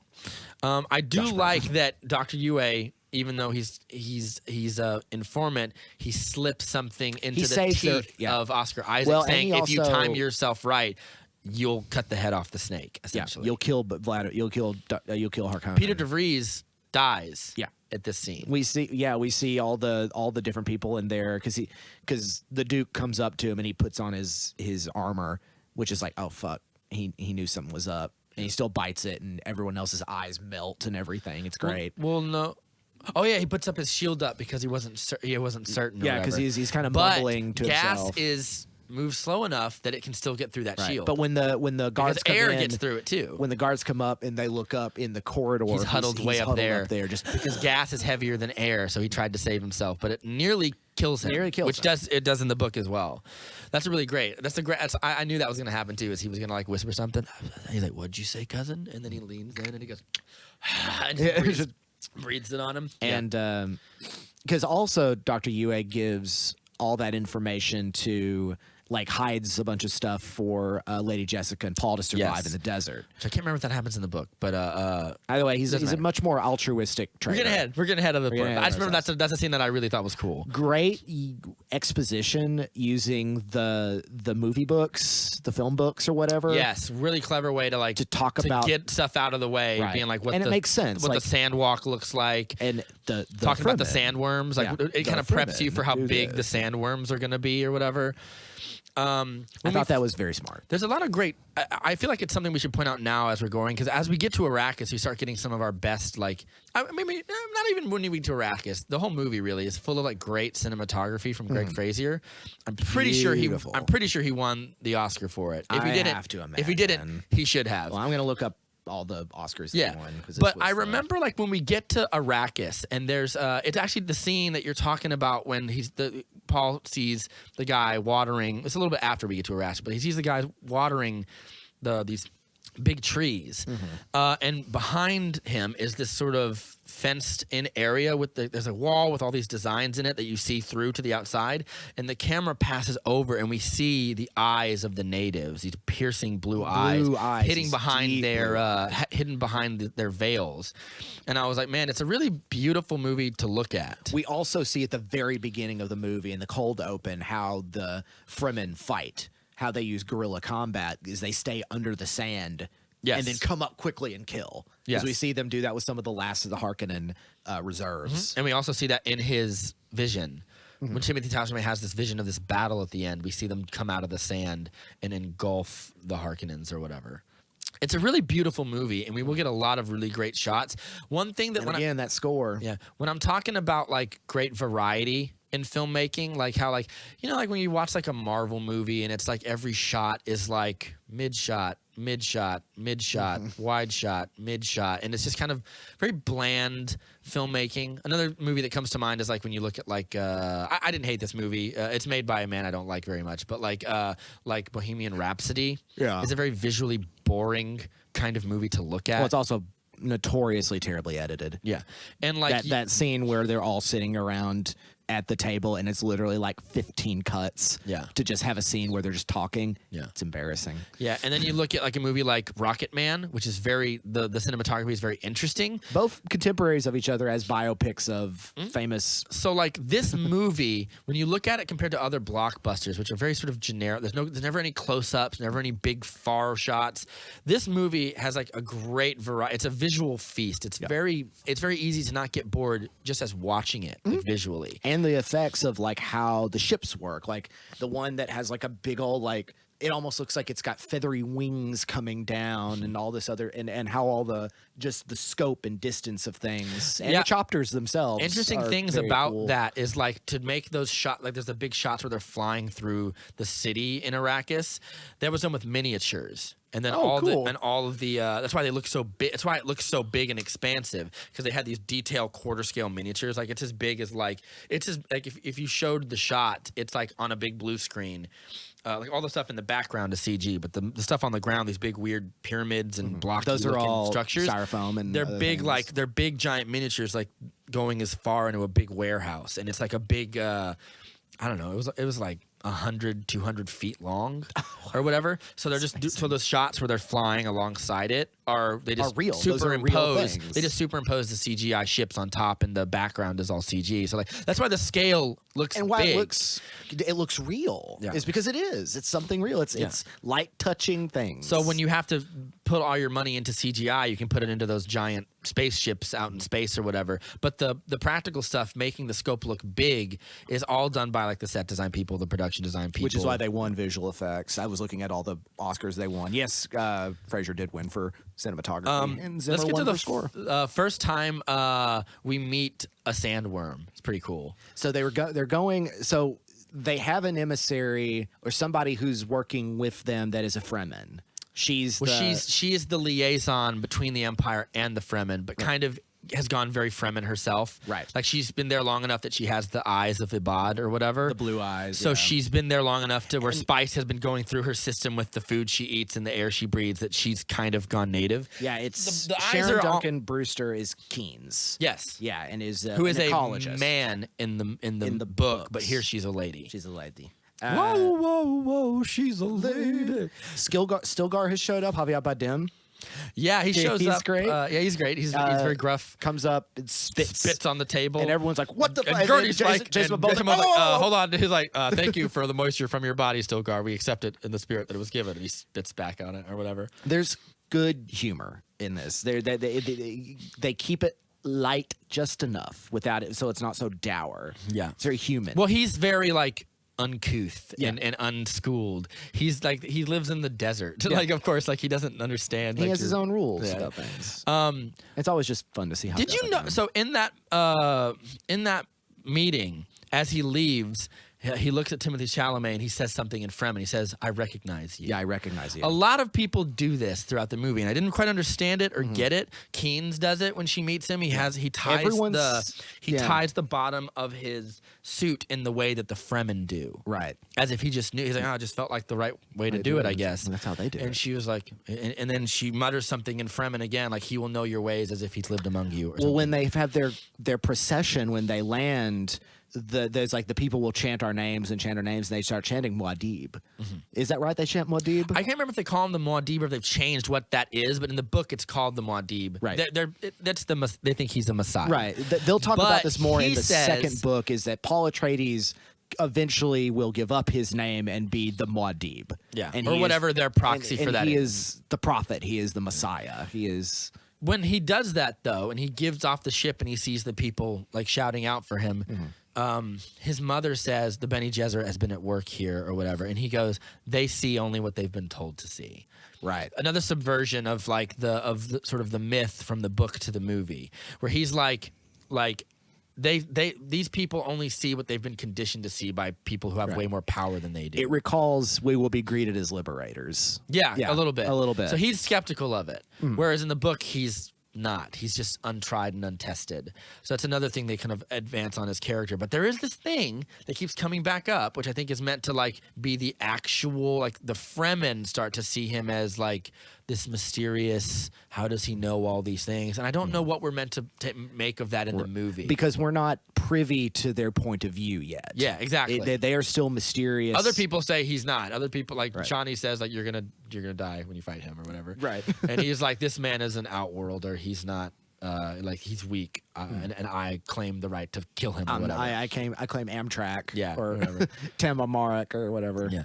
So not everyone does, but they do keep making a habit of that or whatever. And I was like, I didn't know how to take it. I just kind of I was like, okay. I like it. It's subtle. I like to think it's the thing that, because we know where the story's going. Yeah. So they have to set that up to be like by movie 2, end of book 1, we will know what this leader is going to become. Yeah. And that people will see him as the Messiah. So the Sandworm. Let's get to we got to get to the Shai-Hulud. Yeah.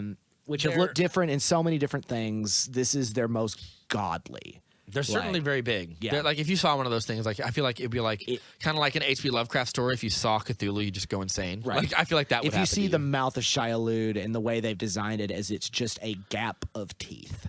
Yeah. Just thorns and teeth. Because they're going to one of the spice freighters, and the spice freighter's broken, and it's a very tense scene, and Paul gets really high on spice. It's also meant to show the equipment that they've been left is in deep disrepair. It's shoddy. Yeah.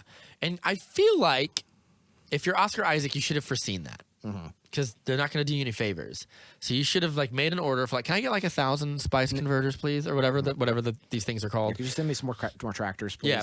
So like he gets there, like they're all disappear. I'm like, yeah, of course they are. Anyway, but like, so they go out there. One of them breaks. Yeah. And we see the sandworm. You see the before it breaks, right? Because they look off in the distance and they have these little orbs that float around. Very cool technology that has like 360 cameras or whatever, and they see it off in the distance.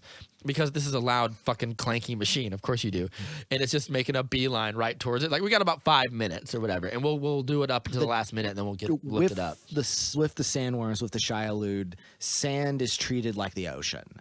Yeah, Yes. Especially later when Lady Jessica and Paul are on their own trying to get to the rocks, and it skims by. It leaves like a wave of sand. Yeah, and it's like this feels like, and also like kind of like how world. Like whales or whatever have like really great. Apparently they have like really great. I hate whales. They're too big. They scare me. Just like sandworms. So like hot take. I hate whales. Get rid of them. They're giant alien monsters on our planet. They're not welcome here. They have communication tools all over the world. But they kind of feel the vibrations on their skin. They have big nerves on their skin, so like they can feel things wiggling in the water. You have to learn way far away. Walk. Also, most famously in the song "Weapon of Choice" by Fatboy Slim, "Walk without rhythm and you won't attract the worm." Yeah, Christopher Walken told us. That's right. Walk without rhythm and you won't.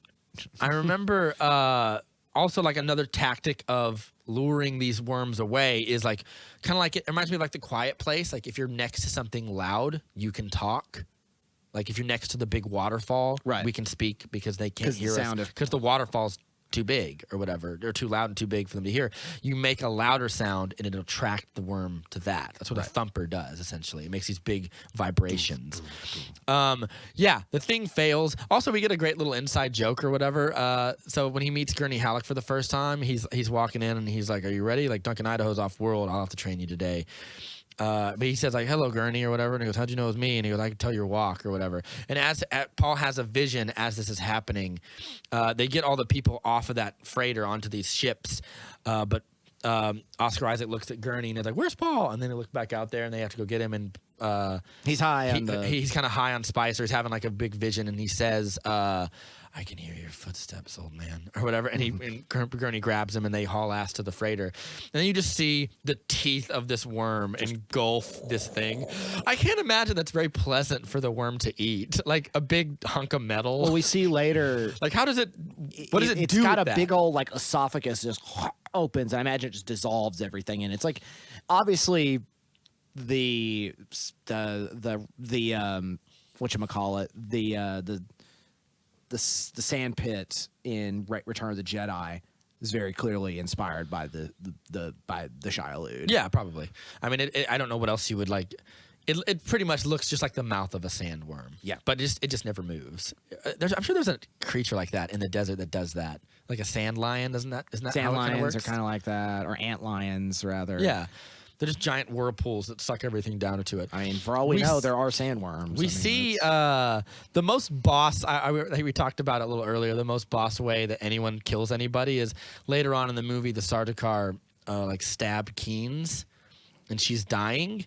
And they say something like, "You betrayed the emperor," or whatever, and she goes, "I only worship one God," and he goes, "And his name is Shai-Hulud," and she starts whacking her fist on the sand. And the Sardaukar have never been here before. No, so they're great killers, but they're completely like out of their depth. Yeah, and when they get engulfed by that sandworm, I was like, yeah, it's shit. It's really sad because they're just like, they just get sucked down. Because Peter DeVries goes to Seleucus Secundus and he's just like, we're gonna send you in. The Emperor, we're working out this plan, operation. We get 2 battalions of you guys, and we paid for it or whatever. So, and they're like, "Can you do it?" And he's like, "Of course we can." Hoo. And he blinks in a weird way, just so. Yeah. And they send him off to fight. Yeah. And the siege of Arrakis happens. It's violent.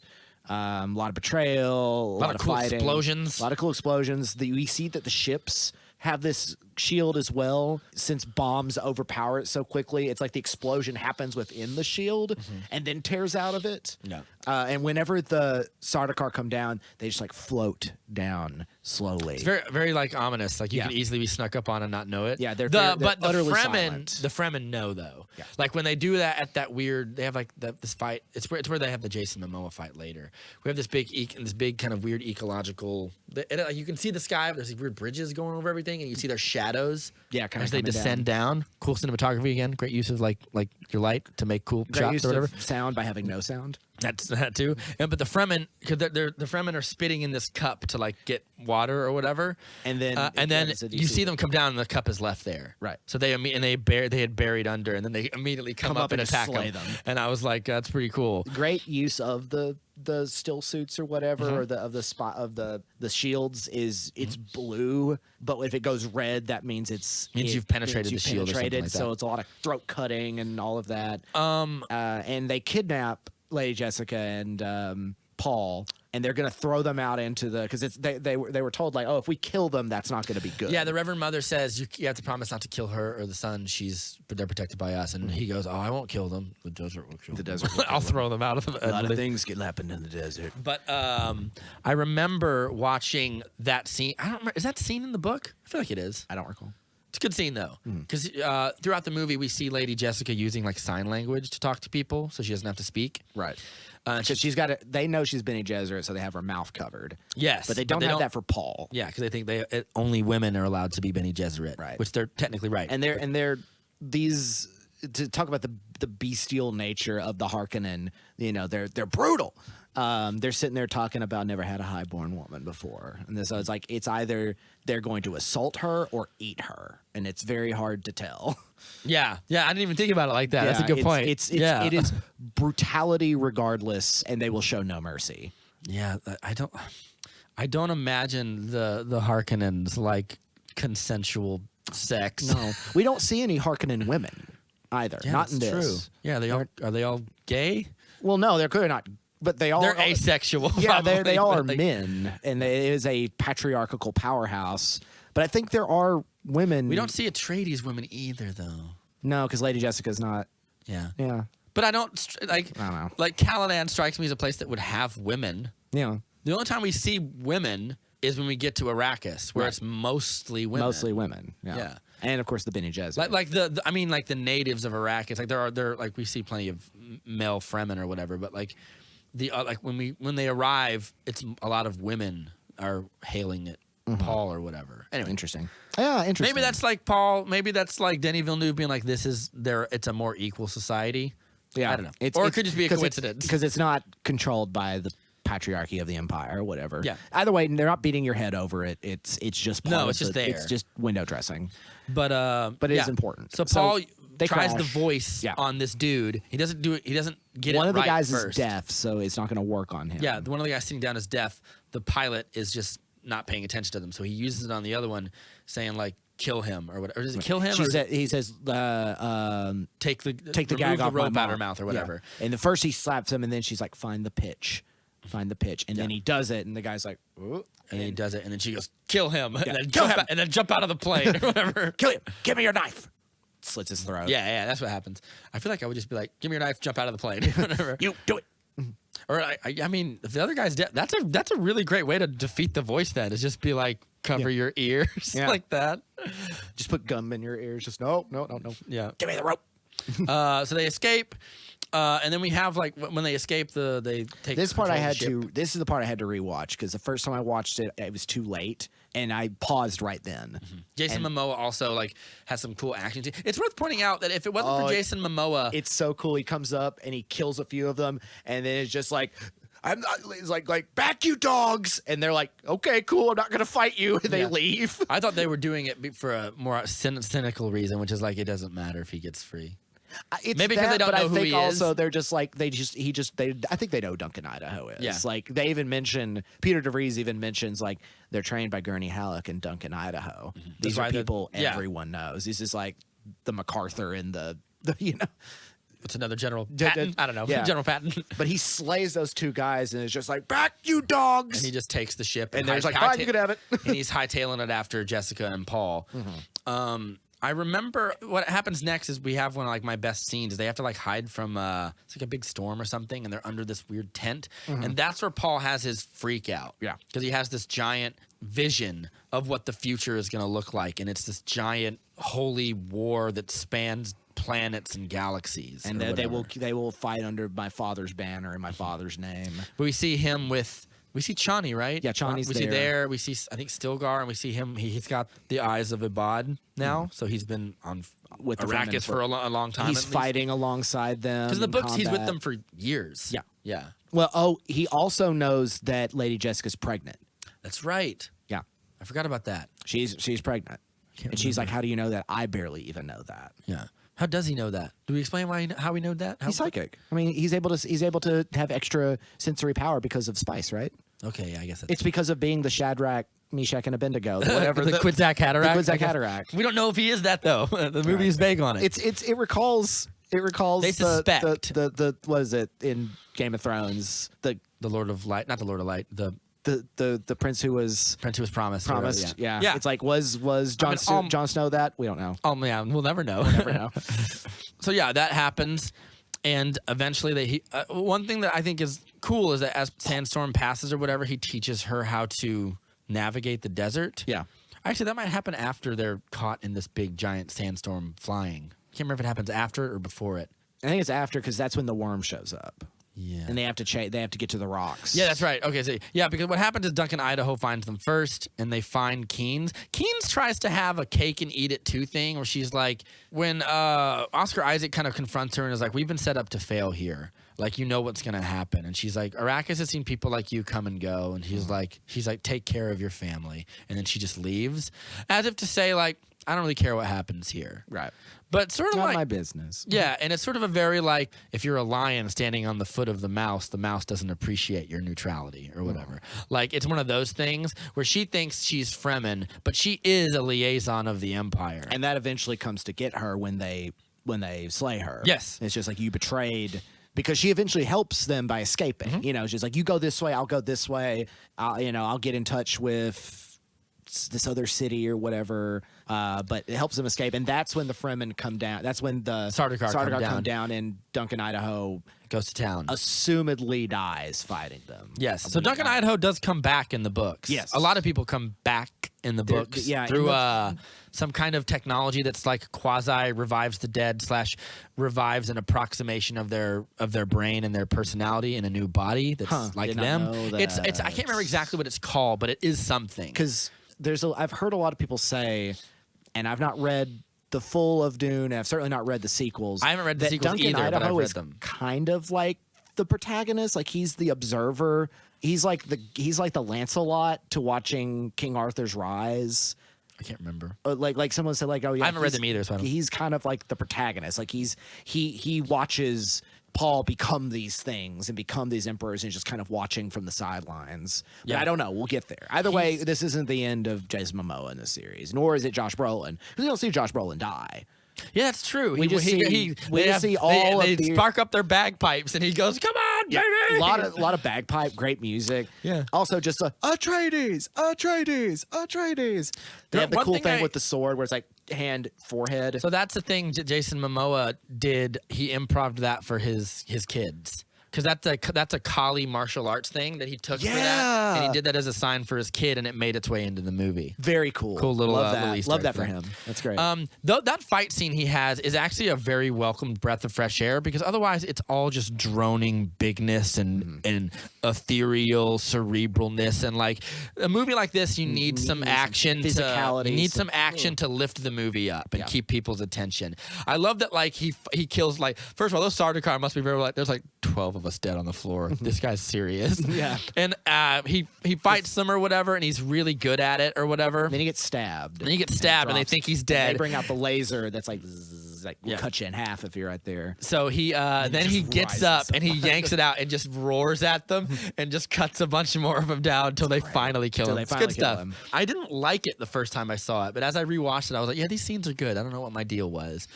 It's I think part of the reason I didn't like it the first time is like, there's like an art to those fights. You can't swing so fast that the shield will, because if you swing super fast, the shield might bounce it off. Right. And so then you're exposed to another lethal blow. So that you've got to do it just the right amount where he can slip it in between your ribs and then get it out and go to the next guy. You can tell he's going for the throat cuts, because that area turns red, and he just gets him.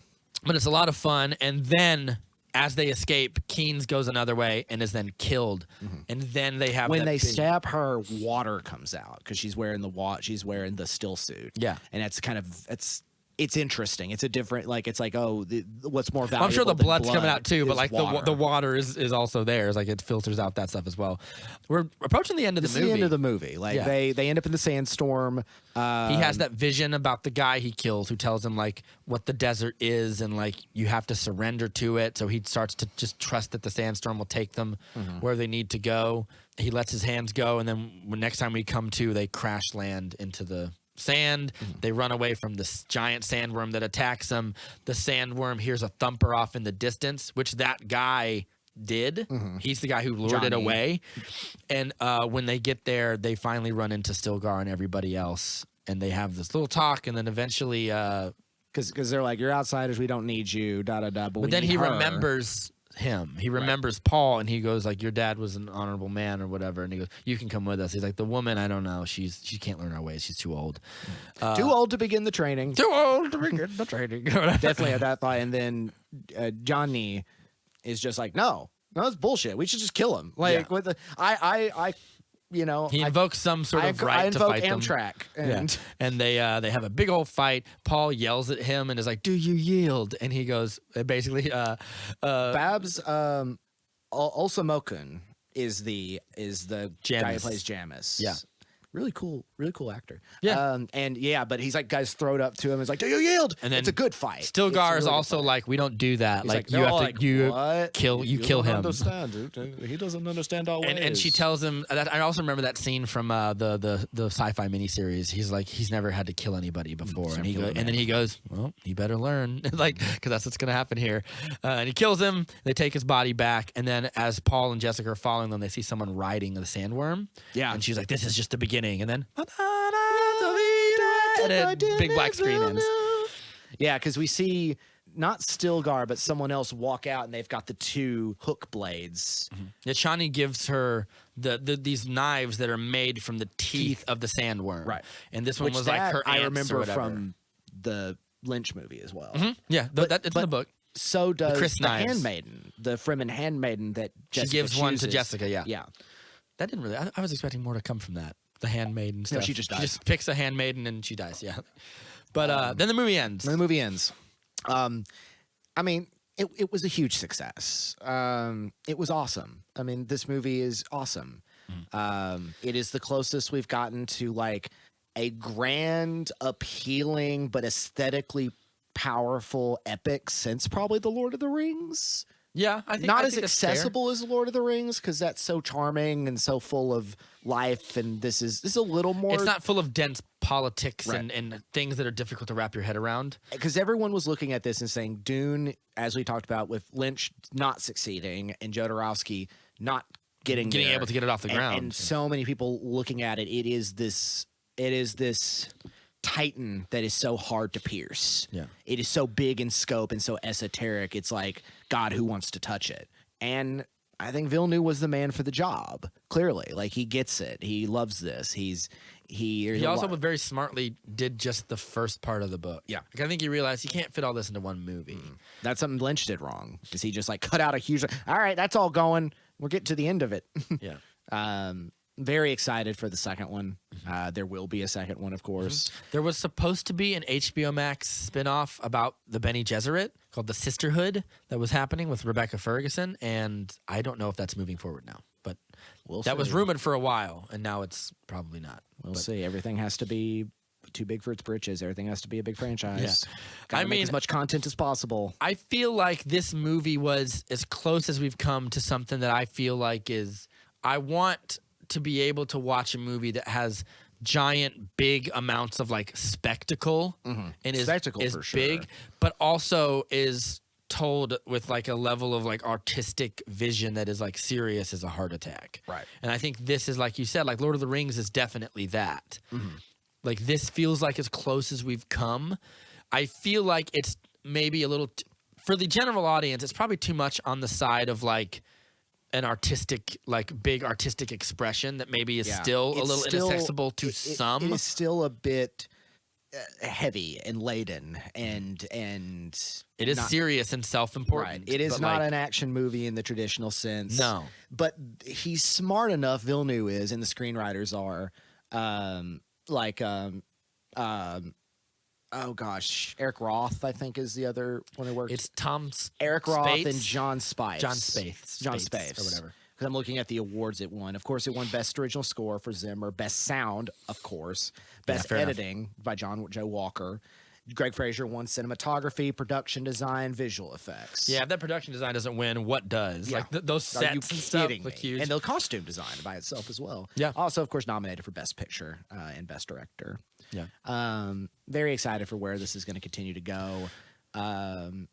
When you think about when I think about big blockbusters and stuff, I feel like, I think I've said this before, you only get like two kinds of blockbusters. You get something that's either like very Christopher Nolan-y, like You Tenet. talking about now? Yes. Because I've been thinking a lot about the 90s. And that was when, you get like Guardians of the Galaxy, or you get like something real serious like Tenet. Yeah. It's very hard to get like something that tries to meet you in the middle. Mm-hmm. And I think as an audience, it's kind of, I call it like, it is kind of like Batman v Superman syndrome. We'll give you superpowers or we'll give you serious, but we won't give you both. I feel like this movie is as close as we've come to like, this is both. Right. You can have both. And also very wise choice of casting, because you're bringing in Chalamet, who, despite being a very well-liked actor, is not a full big name yet. Mm-hmm. This is probably his first major film. I mean, Call Me By Your Name is still an independent picture. But he's a dreamboat, and all the girls love him, so it was a good call to get them, because that gets them in to watch it. Mm-hmm. And then they'll become philosophy majors. And then all become philosophy majors, and all become religious study majors. And what I love about it, as you know me, I love when a mainstream thing can be weird, unabashedly weird, and disturbing, and just wacko. I love that stuff. Yeah, and this got to be, because it comes from something that is that. It is weird. Yeah. Like it's like again, the beast, the little Spider-Man that's just eating out of a bowl. Get that thing away from me. Yeah, he's fine. What is he? You don't. It doesn't matter. It does big ant creature. I don't know. and it does recall to me different, but it reminds me of when Fury Road came out, where it's like, I would say Fury Road's a little more accessible because it's all like action, car chases, guns and also and stuff. Fury Road came out of nowhere and was this runaway hit based on a franchise that was thought long dead, and we're not getting any more of it. We're getting a prequel called Furiosa. We're getting the Furiosa thing. But I'm like, I want more Mad Max. Though. Yeah, I'm fine. That old man needs to.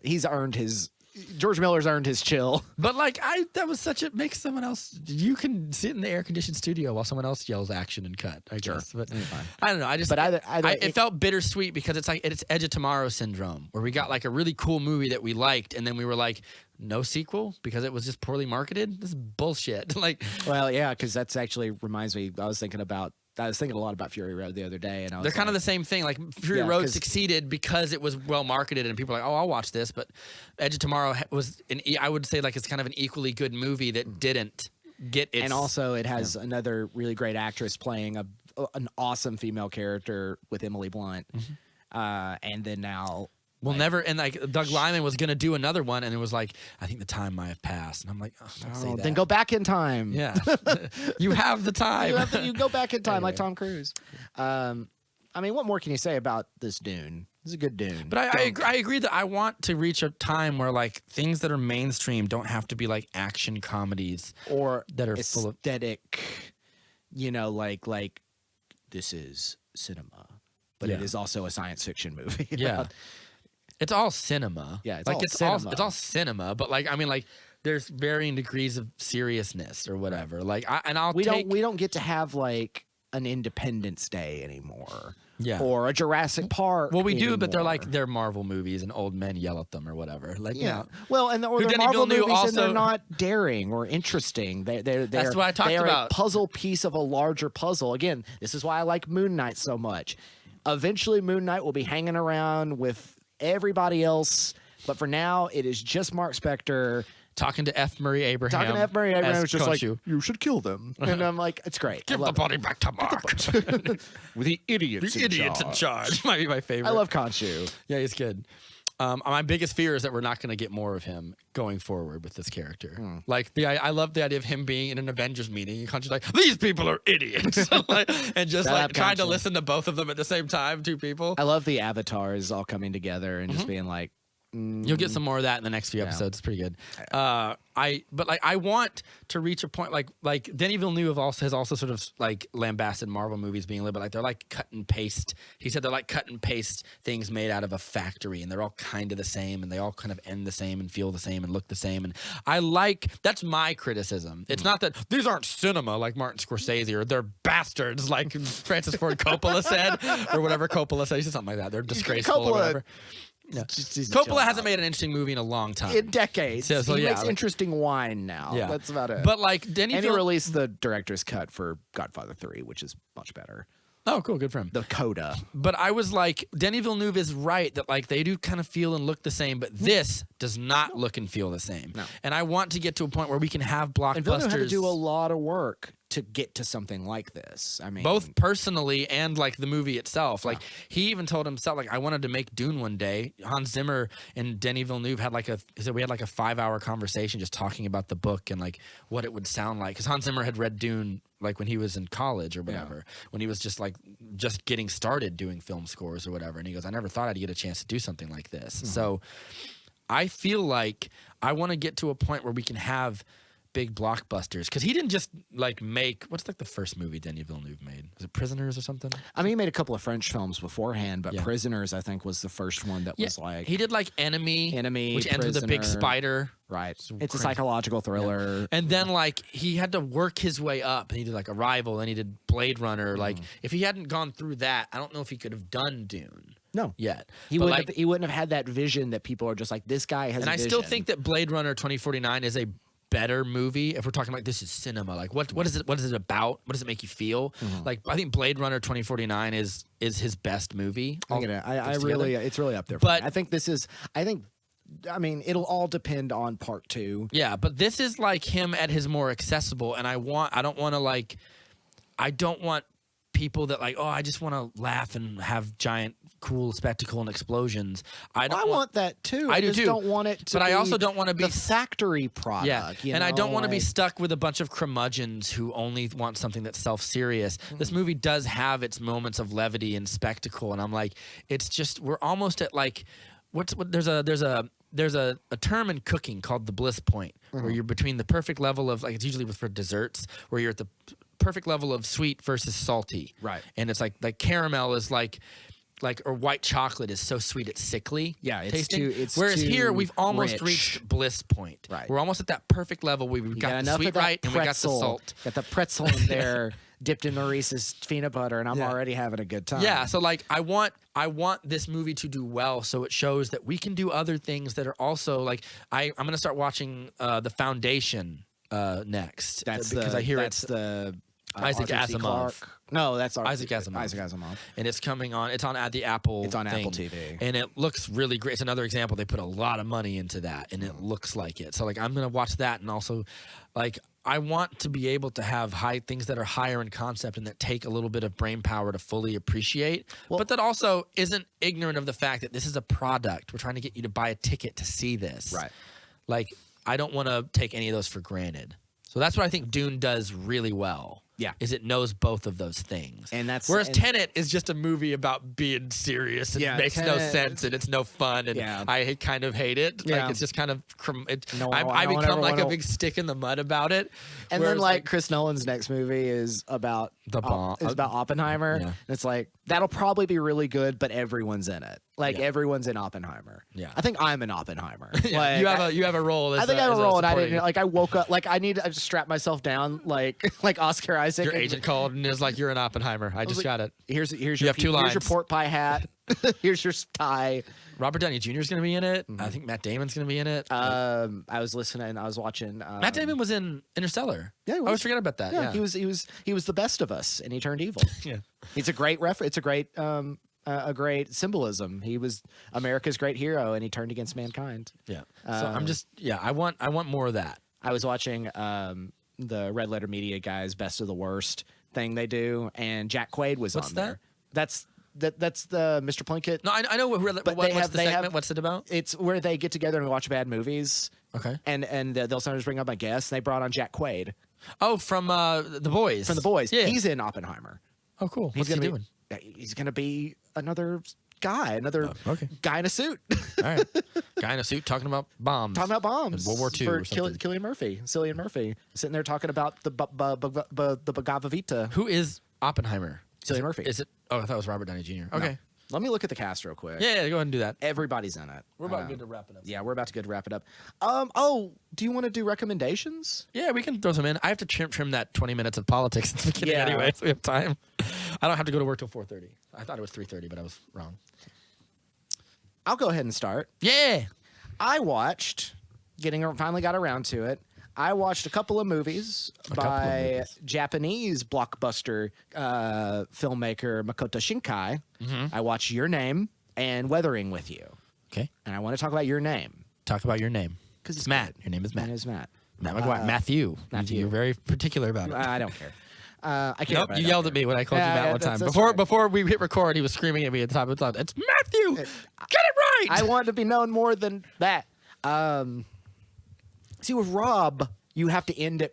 You have to end it with a plosive. Yeah. Matt, you just Matt. You can call me Robin. It's fine. Yeah. My full name is Robin, by the way, full people at the home. I just go by Rob because it's shorter. It's more efficient. I'm like Captain Raymond Holt from Brooklyn Nine-Nine. It's more efficient. It's more efficient. It's more efficient. I remember my favorite Raymond Holt joke. Why are you not having fun? When he was like, what does BRB mean? Be right back. It's the same number of syllables as the acronym. What's the point? It's inefficient. His favorite movie is Moneyball because he loves the statistical analysis. Anyway. Real quick before I go, I want to go through this cast that's in Oppenheimer. Okay, yeah, go ahead. Not everybody. I know. I I only know like 4 or 5 of the people in it. But my dude, Cillian Murphy is playing Rob Oppenheimer. Emily Blunt's playing his wife. Matt Damon, Robert Downey Jr., Florence Pugh, Rami Malek, Benny Safdie, Josh Hartnett. Benny Safdie. Josh Hartnett. Not that good for him. Dane DeHaan, Matthew Modine, Jack Quaid, Alden Ehrenreich. Get rid of him. Han Solo. Yeah. Oh no, that's the other one. Okay. Yeah. I thought it was Ansel Elgort. No, get rid of him. He's getting off West Side Story. David Krumholtz, Kenneth Branagh, David Desmalchian, Jason Clarke, James D'Arcy, Josh Peck. Wait, Josh Peck from Drake and Josh? Yes. Yeah, Josh Peck. Gustav Skarsgård. Okay. Tony Goldwyn, Gary Oldman, Olivia Thirlby, Casey Affleck, James Remar, and Alex Wolff. That is a ridiculous And that's cast. just the names I recognize. How long is the movie going to be? How are all these people Forever. How long is the? Yeah, it's going to keep going forever. How are they all going to have something important to do? No, I don't know. It's $100 million budget.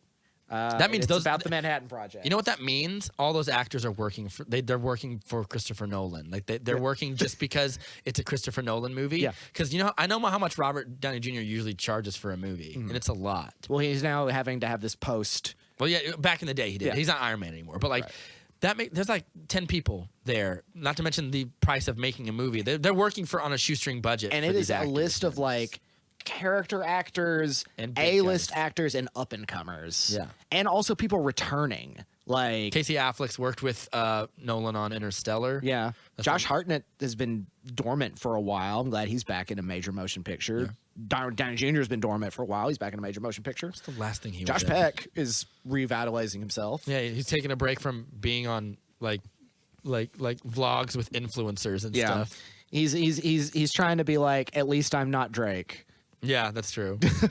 That guy corrodes his life. I'm thriving. Josh Peck is the wholesome of the Drake and Josh post Child Star. Also film. funnier. Definitely very funnier. funny. Definitely in that. funnier. Yeah. Iconically funny in that show. Your name. Yeah, go ahead. Your name. Your name was a giant. I guess we're gonna be boyfriend and girlfriend. One question. One statement. I get to be the boyfriend or whatever. Funny. Good joke. Your name. Also, my other favorite Drake and Josh joke. Have a nice day. Don't tell me what to do. Please. Don't tell me what to do. Is there something behind me? Did you forget something?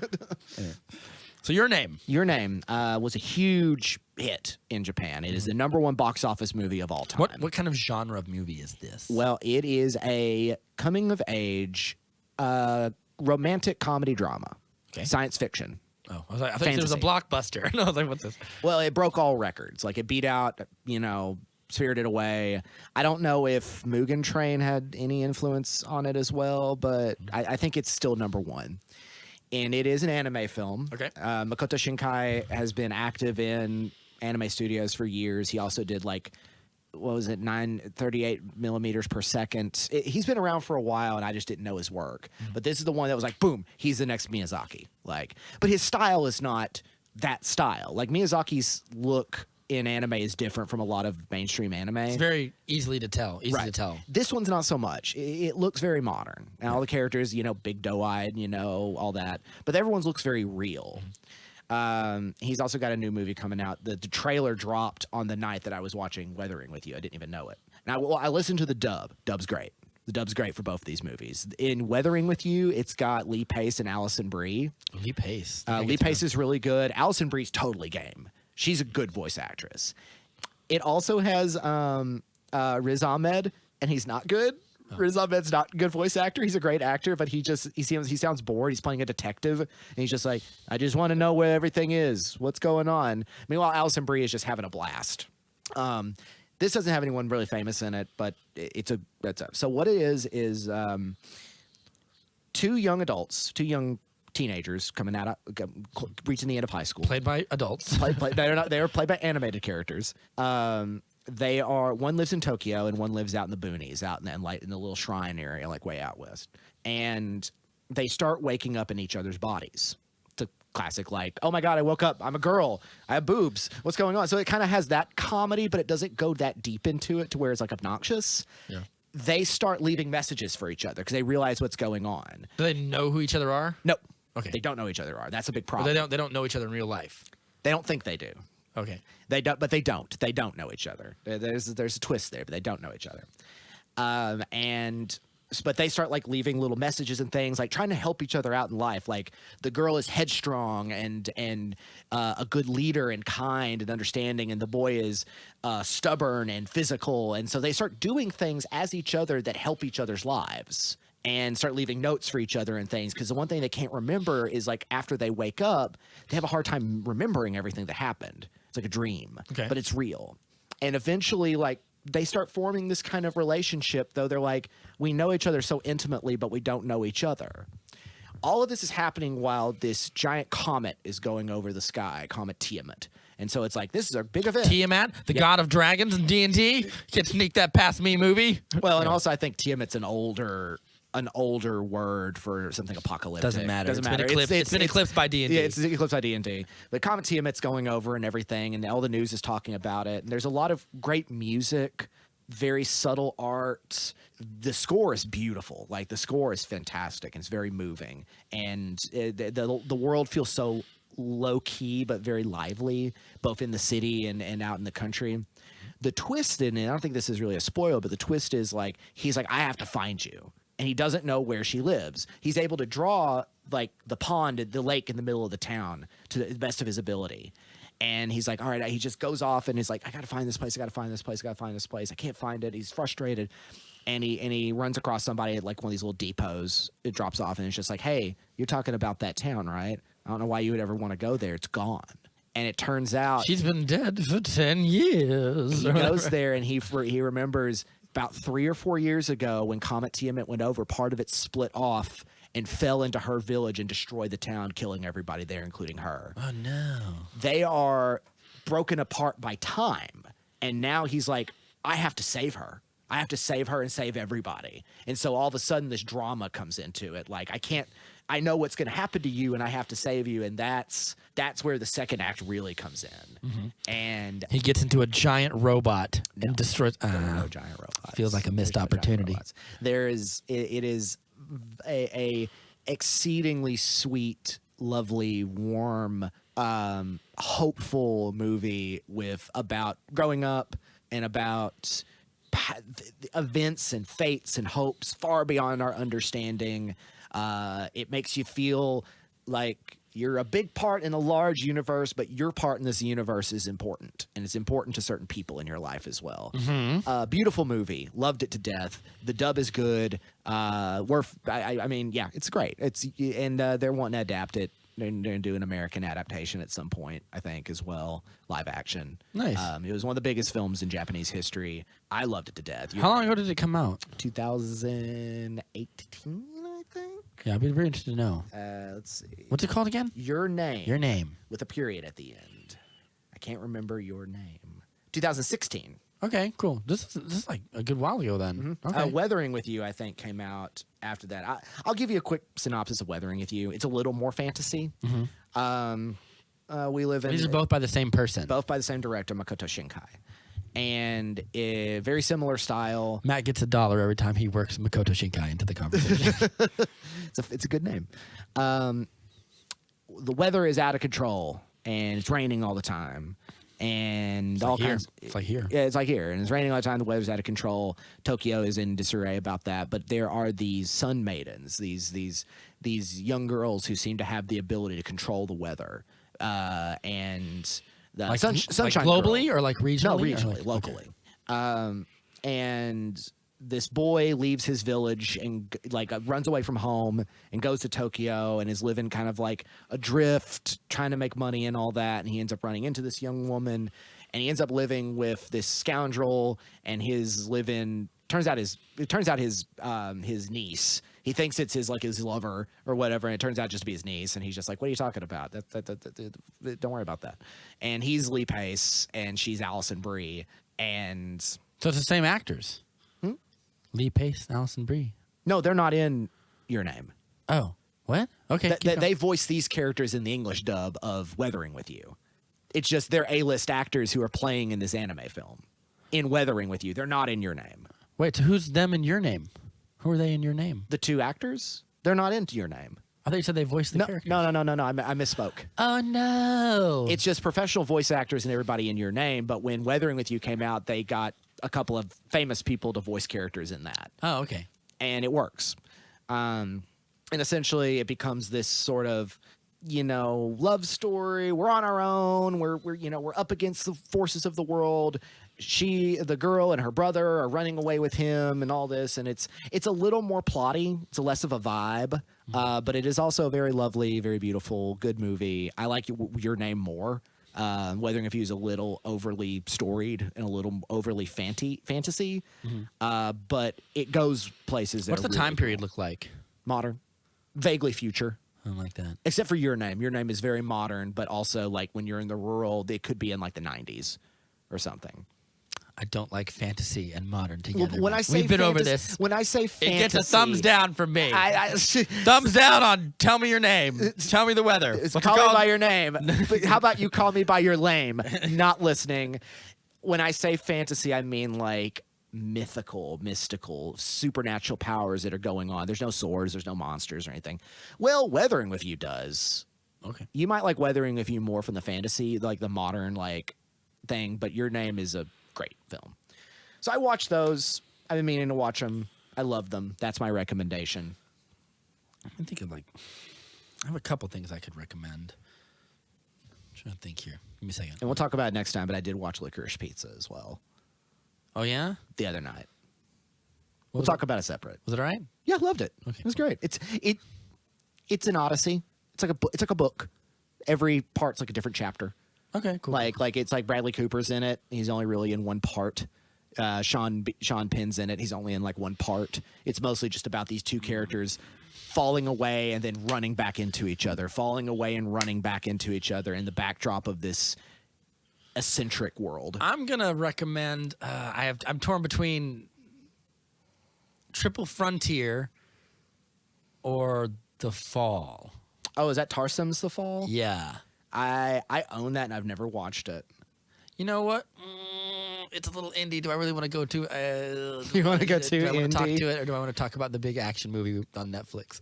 Call it the big action movie because it's easy to watch that. Here's what I'll say about The Fall. The Fall is Lee Pace's thing that made him a bigger actor. It's a great performance from him where he plays a stuntman who had a bad fall on the set and is wound up in this hospital. he is low-key trying to kill himself, and he has been manipulating this cute, sweet, innocent little 5-year-old girl. Whoever that actress is amazing. And he develops this really sweet relationship with her. She doesn't understand necessarily all the things that he's doing. He's asking her, like, will you switch my medicine with this man's medicine? And she does. And then because he thinks the guy has like these really great pain pills. The guy who he switched his medicine with is a faker, and he's psychosomatic. And the doctor's trying to break him out of that by giving him placebos. So when he wakes up and realizes he's alive, he has a vicious freak out, and it scares the little girl. All this is happening while he is retelling this girl these bedtime stories about his fall, told through the narrative of other characters. There's like a team of 4 adventurers. Yeah. He is the main character, and then there's 3 other ones who are meant to be proxies for other people that he's kind of encountered in his life. All this because it's Tarsum sin, so it's all very big. It's not as visually expansive as you're probably thinking, but it took a long time to shoot because they went all over the world to shoot the different, like they go to India and like all sorts of other places to shoot it. And this is all happening while the woman he was in love with leaves him for someone else. From this he was working on this movie or whatever. It's a great movie, and Lee Pace genuinely moves me to tears, especially the relationship he has with this little girl when he's trying to convince her that he's a bad man. It's like, don't you understand? Like, the only thing I cared about you was what I could steal from you or what I could get from you or whatever. And this poor, sweet little girl, I don't know who this actress is, this little 6-year-old girl or something who delivers this great, so endearing performance. And she went on to be Amy Adams. or whatever, or something. No, like she's like, this movie came out like 2008, I think, or 2006. 2006-ish, somewhere around there. And it's really great. It's one of the reasons I want to watch Foundation, because I'm like, Lee Pace is actually great in everything I've seen him in, and I kind of feel like I should watch it. My introduction to Lee Pace was part of the Hobbit movies. No, Pushing Daisies. I don't know this. Oh, Pushing Daisies? No, it's my turn. You don't know more recommendations. That's not a recommendation. It's just that you brought it up. Yeah. Where did it come? When did that it come was out? a TV show that came on Fox around like 2004, 2005. And it is him and Kristen Chenoweth and somebody else. I can't remember. It's this very fairy tale, fantasy, poppy like thing. It's directed and created by the guy who Aaron did Sorkin. No, not Aaron Sorkin. The guy who did Men That's in why Black. all the women have a weird breakdown in the middle of it. The guy who did what? The guy who did Men in Black worked with the Coen brothers, Wild Wild West. I can't remember who directed those. He also did Beetlejuice. Not Beetlejuice. No, Addams Family. I don't know. I can't tell you. I'll figure it out before we're done. Okay, Either way, he works in a bakery, and the thing about him is, if he touches people, they die, and they always bring misfortune. It's not like Rogue, but it's like he tends to, when people touch him, they die, and so now Somehow they just happen to die. yeah, and so They don't just like instantly fall dead like that episode of Rick and Morty. no, they do. They die. Instantly? Like his family and everybody else. So he's kind of lived as, it's Lee Pace. So he's lived as this, like, Lee Pace plays sad loner very well. he is very good at that. If you like that, we'll watch The Fall. It's the saddest, like, most angst-filled performance I think he has done in a long time. Certainly better than Ronan from Guardians of the Galaxy. yeah, But he's quite good in that movie. It's worth seeing. I'm going to recommend Anna Friel and Chi McBride are in it as well, and it's created by Brian Fuller, who did Hannibal and American Gods and Dead Like Me. And I know 2 of them. I know Hannibal. Hannibal's good. Those are all Brian Fuller creations, and Barry Sonnenfeld was the director of a lot of them. Oh, cool. So it is an older series. It's kind of a cult classic at this point. It came out 2007, and it's cute. It's a cute, dark comedy. I liked it. I'm going to recommend Triple Frontier. Triple Frontier. A stacked cast of all the people we've been talking about over this episode, I think. Pedro Pascal, Ben Affleck, Charlie Hunnam, Oscar Isaac, and Garrett Hedlund are a group of down on their luck former like private contractors who had to like work for like the military or whatever.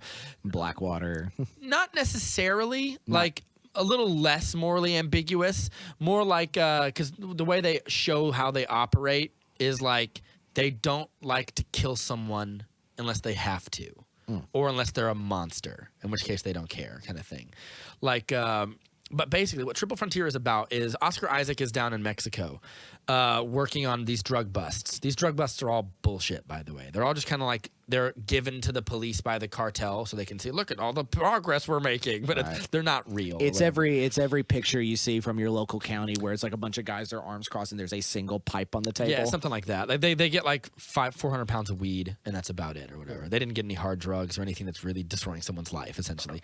So, but he's really after this big drug kingpin lord that is like who runs this whole operation down in like Brazil or something like that. Something in like the South American. A Pablo Escobar type or an El Chapo, like a real piece type. of shit who like chops people's bodies up kind of guy. Right. Like the first time they scout out his when they find him and scout out his compound, he's like he kills a bunch of people by firing squad. So he's awful. It's a very Zetas kind of thing. And so he realizes this guy has, it is reported, tens of millions of dollars stashed in his house because he doesn't trust anybody with his money. He doesn't leave the house. He's like a crazy recluse, and he's like, we have gotten I have authorization by the government to go in and conduct this operation. And he goes, we can go in there, we can take out a bad guy doing what we've been trained to do. And they're all kind of like they went into the military and stuff, and the world forgot them. Ben Affleck's got like a bad knee, and him and his wife are divorced, and he's having trouble like paying for his like daughter's school and stuff. And he's like you have no cartilage left in your knee, like you've been shot for your country, and like you can't even afford the payment on this truck, dude. Shit fucking sucks. He's like, we can go in there, take out a monster, steal this money, and we're down. It's scot free. Like we can do it. Like I've gotten like a go ahead from the government that if I do it now, but if we wait too long, he'll probably be in the wind again because no one finds this guy. Ben Affleck, Charlie Hunnam plays Garrett Hedlund's older brother. That's fitting. Pedro Pascal is like the helicopter pilot. And it's sort of a putting a band together type movie, but it doesn't gild the lily and take like an hour to do it. They all know each other and they've all worked together. Whatever. It seems like a more like low key kind of Ben Affleck's character, kind of The Expendables. There's a little bit of that, but it's not full of dumb cliches. Cynical, yeah. It's more like this is what it would probably really be like to conduct this kind of operation. But we've got A-listers in this. Ben Affleck is a character who is trying to like. He says, "I'll tell you what." He says, "I can give you $50K right now if you just want to consult on it, but you can get as much as you want when we go down and do this thing." And Ben Affleck has some like scars from battle about like, I don't want to kill anybody anymore. Like I've killed enough people and it keeps me up at night. I'd rather just consult or whatever. So they go down to Brazil, they scope out they find the compound, they scope it out. It's filled with guards. They're watching and surveilling, doing a timetable. And every Sunday, they're very devout Catholics in Brazil. They go to church. The wife, the kids, everybody else is out of this compound except for him and about 2 guards. And they're gone for several hours or whatever. That's our window to strike and to get this money or whatever. Oscar Isaac kind of is a liar by saying that, telling them like by saying like though the people we're going to pay them to consult would be $50K. He paid them because he believed that if he got them down here, none of them would not want to do it. Right. Essentially, so he's conning a little bit. He kind of coerces them. It's for a couple of reasons. One, because the informant he has who helped him find this place is a woman that he's in love with, essentially. But eventually, he convinces them to do it. Ben Affleck as well, like begrudgingly convinced to like actually go and do the operation with them, and he goes, if all goes well, we can get in and out. We won't have to kill anybody except maybe, I think his name is Vasquez or something, except for maybe Vasquez. And quite frankly, it's like the guy's got it coming, and he like shows them like pictures of like mass graves and stuff, and he's like the world won't miss this guy, and he goes, we've felt worse for killing better or whatever. It's something he said something like that. So this is the kind of the story. So and they go in there because I want to watch it, so don't tell me too much. I'll try to leave out too much, but it is a tale of greed. Is the real thing it's about. Like a Three Kings kind of. Yeah, and what ends up happening is as they go as they go into the compound or whatever, things go slightly sideways. they end up having to shoot like the butler in the leg. I appreciated that as it happens, like the butler walks out and he sees them all with their like in their armor and then with their guns out, and like Pedro Pascal like freezes and he's like and he shoots him in the leg so he doesn't have to kill him essentially, and he tapes him up and puts him in like a room, and like when they'll find him and he'll be okay probably for the most part. I mean, that's wishful thinking. You could shoot through his artery, you could like just bleed out in the. But they go into this house. And they were told it's like there's about like, I don't know, $30-40 million of cash in here, and they can't find it. And they're like, where's this money? And they're looking at Oscar Isaac like, what the fuck, dude? Like, this is like, you said this was going to be here. And then he was thinking about like what his informant said. He's like, the house is the safe. The house is the safe. And then he goes, and he knocks on the walls, and he goes, like, it's inside the walls. He takes a sledgehammer. The house is filled to the brim with money, hundreds of millions, if not more. So one of the characters gets so greedy that he's like, no, we can fill more bags. Keep in mind, hundreds of millions of dollars weighs hundreds and hundreds of pounds. Right. And you have to transport that. They have to transport this money to a place where they can convert the money into like into usable U.S. currency with a helicopter in a country that has a corrupt government and a bunch of drug hitmen. Right, after like you aren't now. going to be coerced into. Eventually, the family comes back before they're supposed to, and all the guards haul ass outside of these vans, and they have a big old firefight. And I don't want to know too much. Okay, so needless to say, I won't ruin what ends up happening, but it definitely ends up being like a cautionary tale of like, as you're watching the movie, you're gonna be like, just leave it, just leave that. You already have enough. Just go. You got the Midas touch. Like, it's got some good acting. I feel like this is one of those things where I talk about like Charlie Hunnam is better than some people give him credit for. That's so. And this is like an example of like where I think he's pretty good. Pedro Pascal's kind of, it's always good to see him, but he's a little boring in this movie. He's kind of a very typical character. The logistics, the thing I love about it is like bringing in realism to a place that when you're watching a normal movie, you wouldn't even think about. Like, how much weight does all that money drag down a helicopter that you're trying to haul over the course of, I don't know, a day to get to the ocean or something? A lot. Like that, and that helicopter has 5 people in it that weigh 300 pounds, and each time gravity will take over. Yeah, and like the engine of the helicopter has to work harder and harder. Like that's the thing they have to factor in. Hauling the money themselves or using horses or whatever, they have to factor all these things in, and it becomes like what seemed like such an easy idea, and at first glance you're like, oh, this is going to go off without a hitch. Becomes like just a little bit harder and a little bit harder and a little bit harder and then a little bit harder, and then calamities happen and then a little bit harder, and then you're like, how the fuck are they even going to get out alive at this point? And it's a pretty good movie.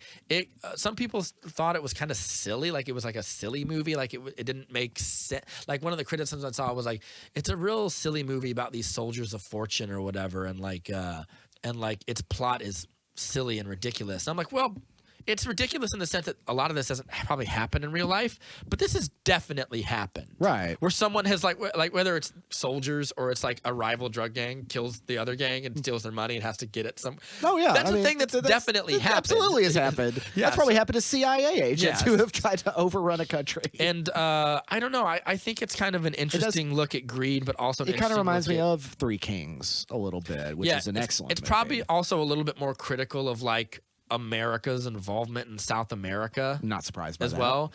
There's a lot of that stuff in there. Ben Affleck's really good in it. It's Oscar Isaac again. Like I feel like the people that are the best in it are the people that are kind of like the more like Ben Affleck and Garrett Hedlund are very much like, they're not wild cards. They're all kind of professionals or whatever, but they're kind of like, they feel like people who let their ego get in their way to a certain degree. But it's really good. And what's it called again? Triple Frontier. Triple Frontier. I think it's called that because they have to go through like 3 countries or something. Maybe they have to go over the Andes into probably Peru and then to something to get to the coast or whatever. But it's a good movie. It's on Netflix, and it's got a stacked cast. I do feel like and I think you're supposed to, but at the end of the movie, I felt an overwhelming sense of like, what was the fucking point? Yeah. and like you kind of are supposed to or whatever. at some point I did feel like, man, stuff's getting bad. Like I know that you don't want to become like just a shoot first and ask questions later, but like, because that's kind of what gets them into some trouble. But like when you're like running from like brutal cartel members, I would be like, one guy is like, come on guys, like these guys are just teenagers. I'm like, teenagers who've been probably working for the cartel since they were 9 and are loaded with AK-47s. And I'm like, now's not the time to find your conscience if they're trying to murder you. Now's the time to run. Yeah, now it's time to run, and if you have to shoot back, so be it. Anyway, good movie, Triple Frontier. It also kind of reminds me of The Five Bloods a little bit too. Yeah, I guess. I never saw The Five Bloods, but I heard what it was about, so I guess there's a little bit of that. Yeah, that idea of just we're getting back together for a good job, and greed and ambition and human ambition gits the best of us. Yeah, because a lot of their lives are like Garrett Hedlund is like a amateur UFC fighter trying to like make money, and we first meet him at one of his matches, and he gets like, I don't know, $500 for it or something. It's like they're all kind of down on their luck and need money. Charlie Hunnam is the only one who looks like he's trying to do something good. Like he gives speeches or seminars to soldiers, and he goes, after you get out of this stuff, or after you've been in here in a few years and you develop a good record, you're going to be offered wet work by like private companies. And he goes, you should be very careful who you give yourself to in that way. And he goes, because not everybody is going to like nothing ever made me feel as good as, you know, doing what I did for a living when I was doing it with the flag of my country on my shoulder next to people who I went through basic with and who I established a relationship with. And he goes, I trust those people. And he goes, I don't trust everybody or whatever. And like that, that's kind of him being a cautionary tale of like, there's a lot of ways that we shit on soldiers or veterans in different ways. That's like not only like how we devalue them when they're out, which is what Ben Affleck's character is, because he's like struggling, and then but also like what we value from them was their ability to maybe kill indiscriminately, right? And that's it or whatever.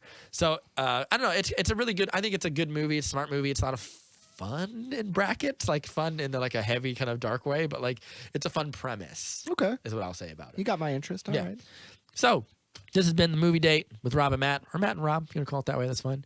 A podcast for people who like movies but don't want to be too smug about it. You can find us on Podbean and Apple Podbean and Apple Podcasts, YouTube, Facebook, YouTube. We definitely are on Facebook. All the good stuff. And we love your input. We love your input. We love your output. Keep that output up. Keep doing what you're doing. Keep those numbers up. We'll see you guys on the next time. Take it easy. Bye-bye.